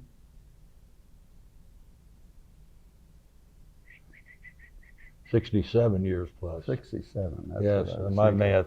That's why I failed. That's why I dropped out. Well, I knew because when we were married 65 years, they planted a tree over here for us. Oh, she lived here with you also. Yes. Yeah. How long have you lived here at? 02. 02. We moved here in 02. Now, after you decided to make the Air Force a career, obviously, Mm-hmm. after you got down in Miami. Mm-hmm. And were you still a fighter pilot, or what? Well, I didn't do any flying for a while, but yes, I got reassigned out of Luke, went back to Selfridge and flew fighters again, 51. P-51s, 51. the D model? Or, Damned if I remember. Yeah. I don't remember. Did it have the bubble canopy? Oh, yeah. Yeah. I don't think they had anything. Yeah, that was a D model. So you're flying P-51s again. Yeah, and we had 51s and 47s there. We flew them both. Whichever you got assigned to. How many hours did you end up with as a pilot, would you say? When I retired, Mm-hmm. oh, Jesus.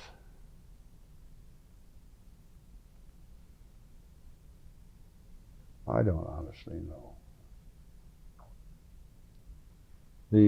Were you called into Korea? No. Oh. No, anybody who was a prisoner of war during World War II wouldn't be sent to Korea Okay. unless you volunteered. Mm-hmm. Only a fool would volunteer in the military. Right. So I didn't volunteer. Yeah. Did you like the P-51? Oh, it's a nice flying airplane, yeah. The best plane I flew was a 135. KC? KC. Did you fly a KC-135? And you were refueling what? We refueled everything. F-100s? 151, not 51, but 100, 47s and B-52s. Coincidentally enough, I was in the 429th Air Refueling Squadron out of Langley, Oh, really? and KB-50s is what we had. Oh, 50, yeah. Yeah, but that was, yeah. So you were in a KC-135? Oh, yeah, that was a fine airplane. It really was.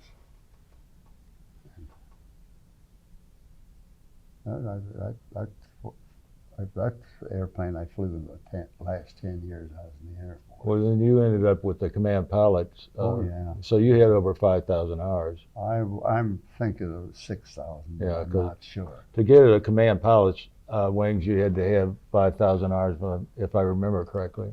I don't remember either. Yeah. But you earned it anyway. Oh, I had it, yeah. What medals were you awarded after the war, World War II? Well, I had the DFC, the Silk Bronze Star, the Purple Heart, Air Medal. I think those were the only medals I had. Well, did they think to give you a good conduct medal? Oh, I got those. Yeah, I got those. Well, after the way you fabricated so much there, yeah. I thought I'd ask. But so you're continuing your career, and we come to the 1960s in Vietnam. Mm-hmm. Did you do duty in Vietnam? No. No. Nope.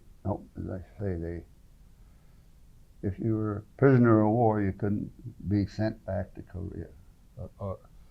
Or Vietnam? I mean, I went. Shit. Yeah, they got the year for Vietnam. I went to Vietnam. Yes. When did you go to Vietnam? Would you? 66. 1966 to 67. Yep. And were you flying the KC-135 then also, or? What? No. No, that's a bunch of bullshit. But anyway, No. I was flying the C-47, the Goonie Bird, Yeah. and I had 4 airplanes, and we were what they called the ABCCC, Airborne Battlefield Command and Control, ABCCC. We controlled the fighters in Laos, in the barrel roll area, and it was worthwhile. And we had radio contact with Tonsanut, and we could control all the. We did control all the fighters in the barrel roll area, and if Tonsanut called us and said, you got to flight whatever the hell it was. We want you to change their mission to thus and so. And so we controlled the fighters in the barrel roll area. And it was interesting. And worthwhile, I guess. Were you under enemy fire over there? I lost one airplane. Shot down. Yes, I lost one. It was Pretty hot there, Yep. where you were at. Yep. And anyway, the fellows that were flying the airplane did exactly what I told them not to do. I told them to go into the Sam Nui area, which was just loaded with flak.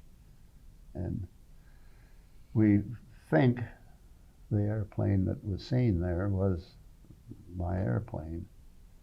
And are you familiar with the Sandys and the Sandys that escorted the choppers when they'd pick up down pilots? No, not enough, no. Well, anyway, the Sandys would, they were the A1E, and they had them loaded with armament. God, they had all sorts of guns. And they escorted the choppers when they'd go in to pick up a down pilot, and nobody ever shot at the damn Sandys, because if they did, they just turned around and hosed the area down. They had miniguns on board, they had rockets, they had everything. They were a pretty formidable weapon. And so, anyway,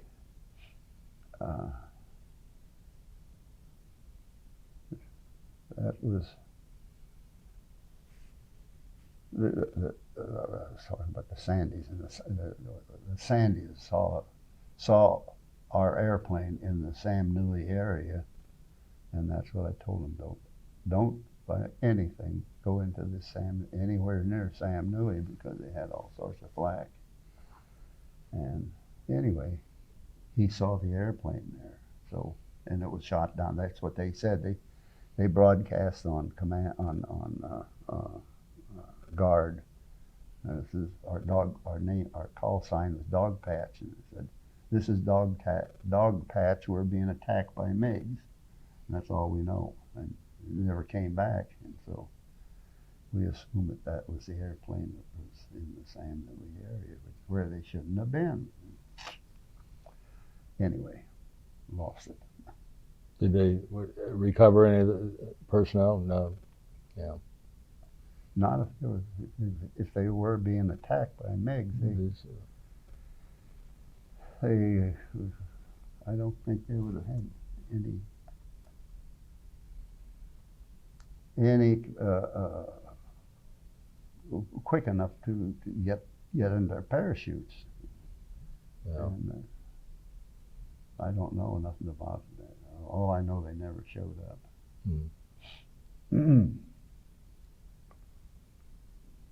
But that was what I did. And it was interesting. And what rank were you at that time? Lieutenant Colonel. Lieutenant Colonel? Yeah.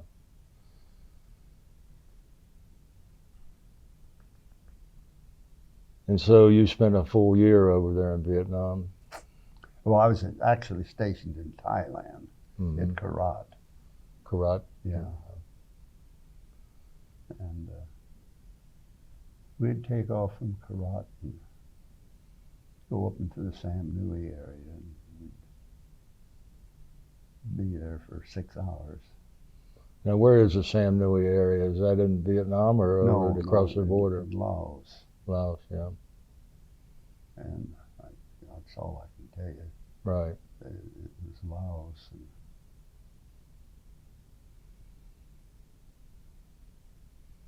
well, you certainly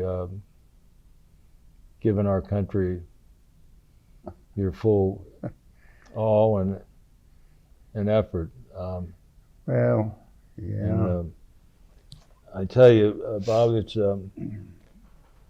at this point, we've just about completed our interview, but I just want to say you're a remarkable man. Thank you. And what you've done for our country Yeah. can never be fully appreciated. But Well. I want to tell you, Well, thank I you. thank you so much for your service to our country and for allowing us to have this Well, interview. very good. Thank you. You're quite welcome. That isn't any big deal. Well, it's a big deal to us, and we thank you. Well, you're quite welcome.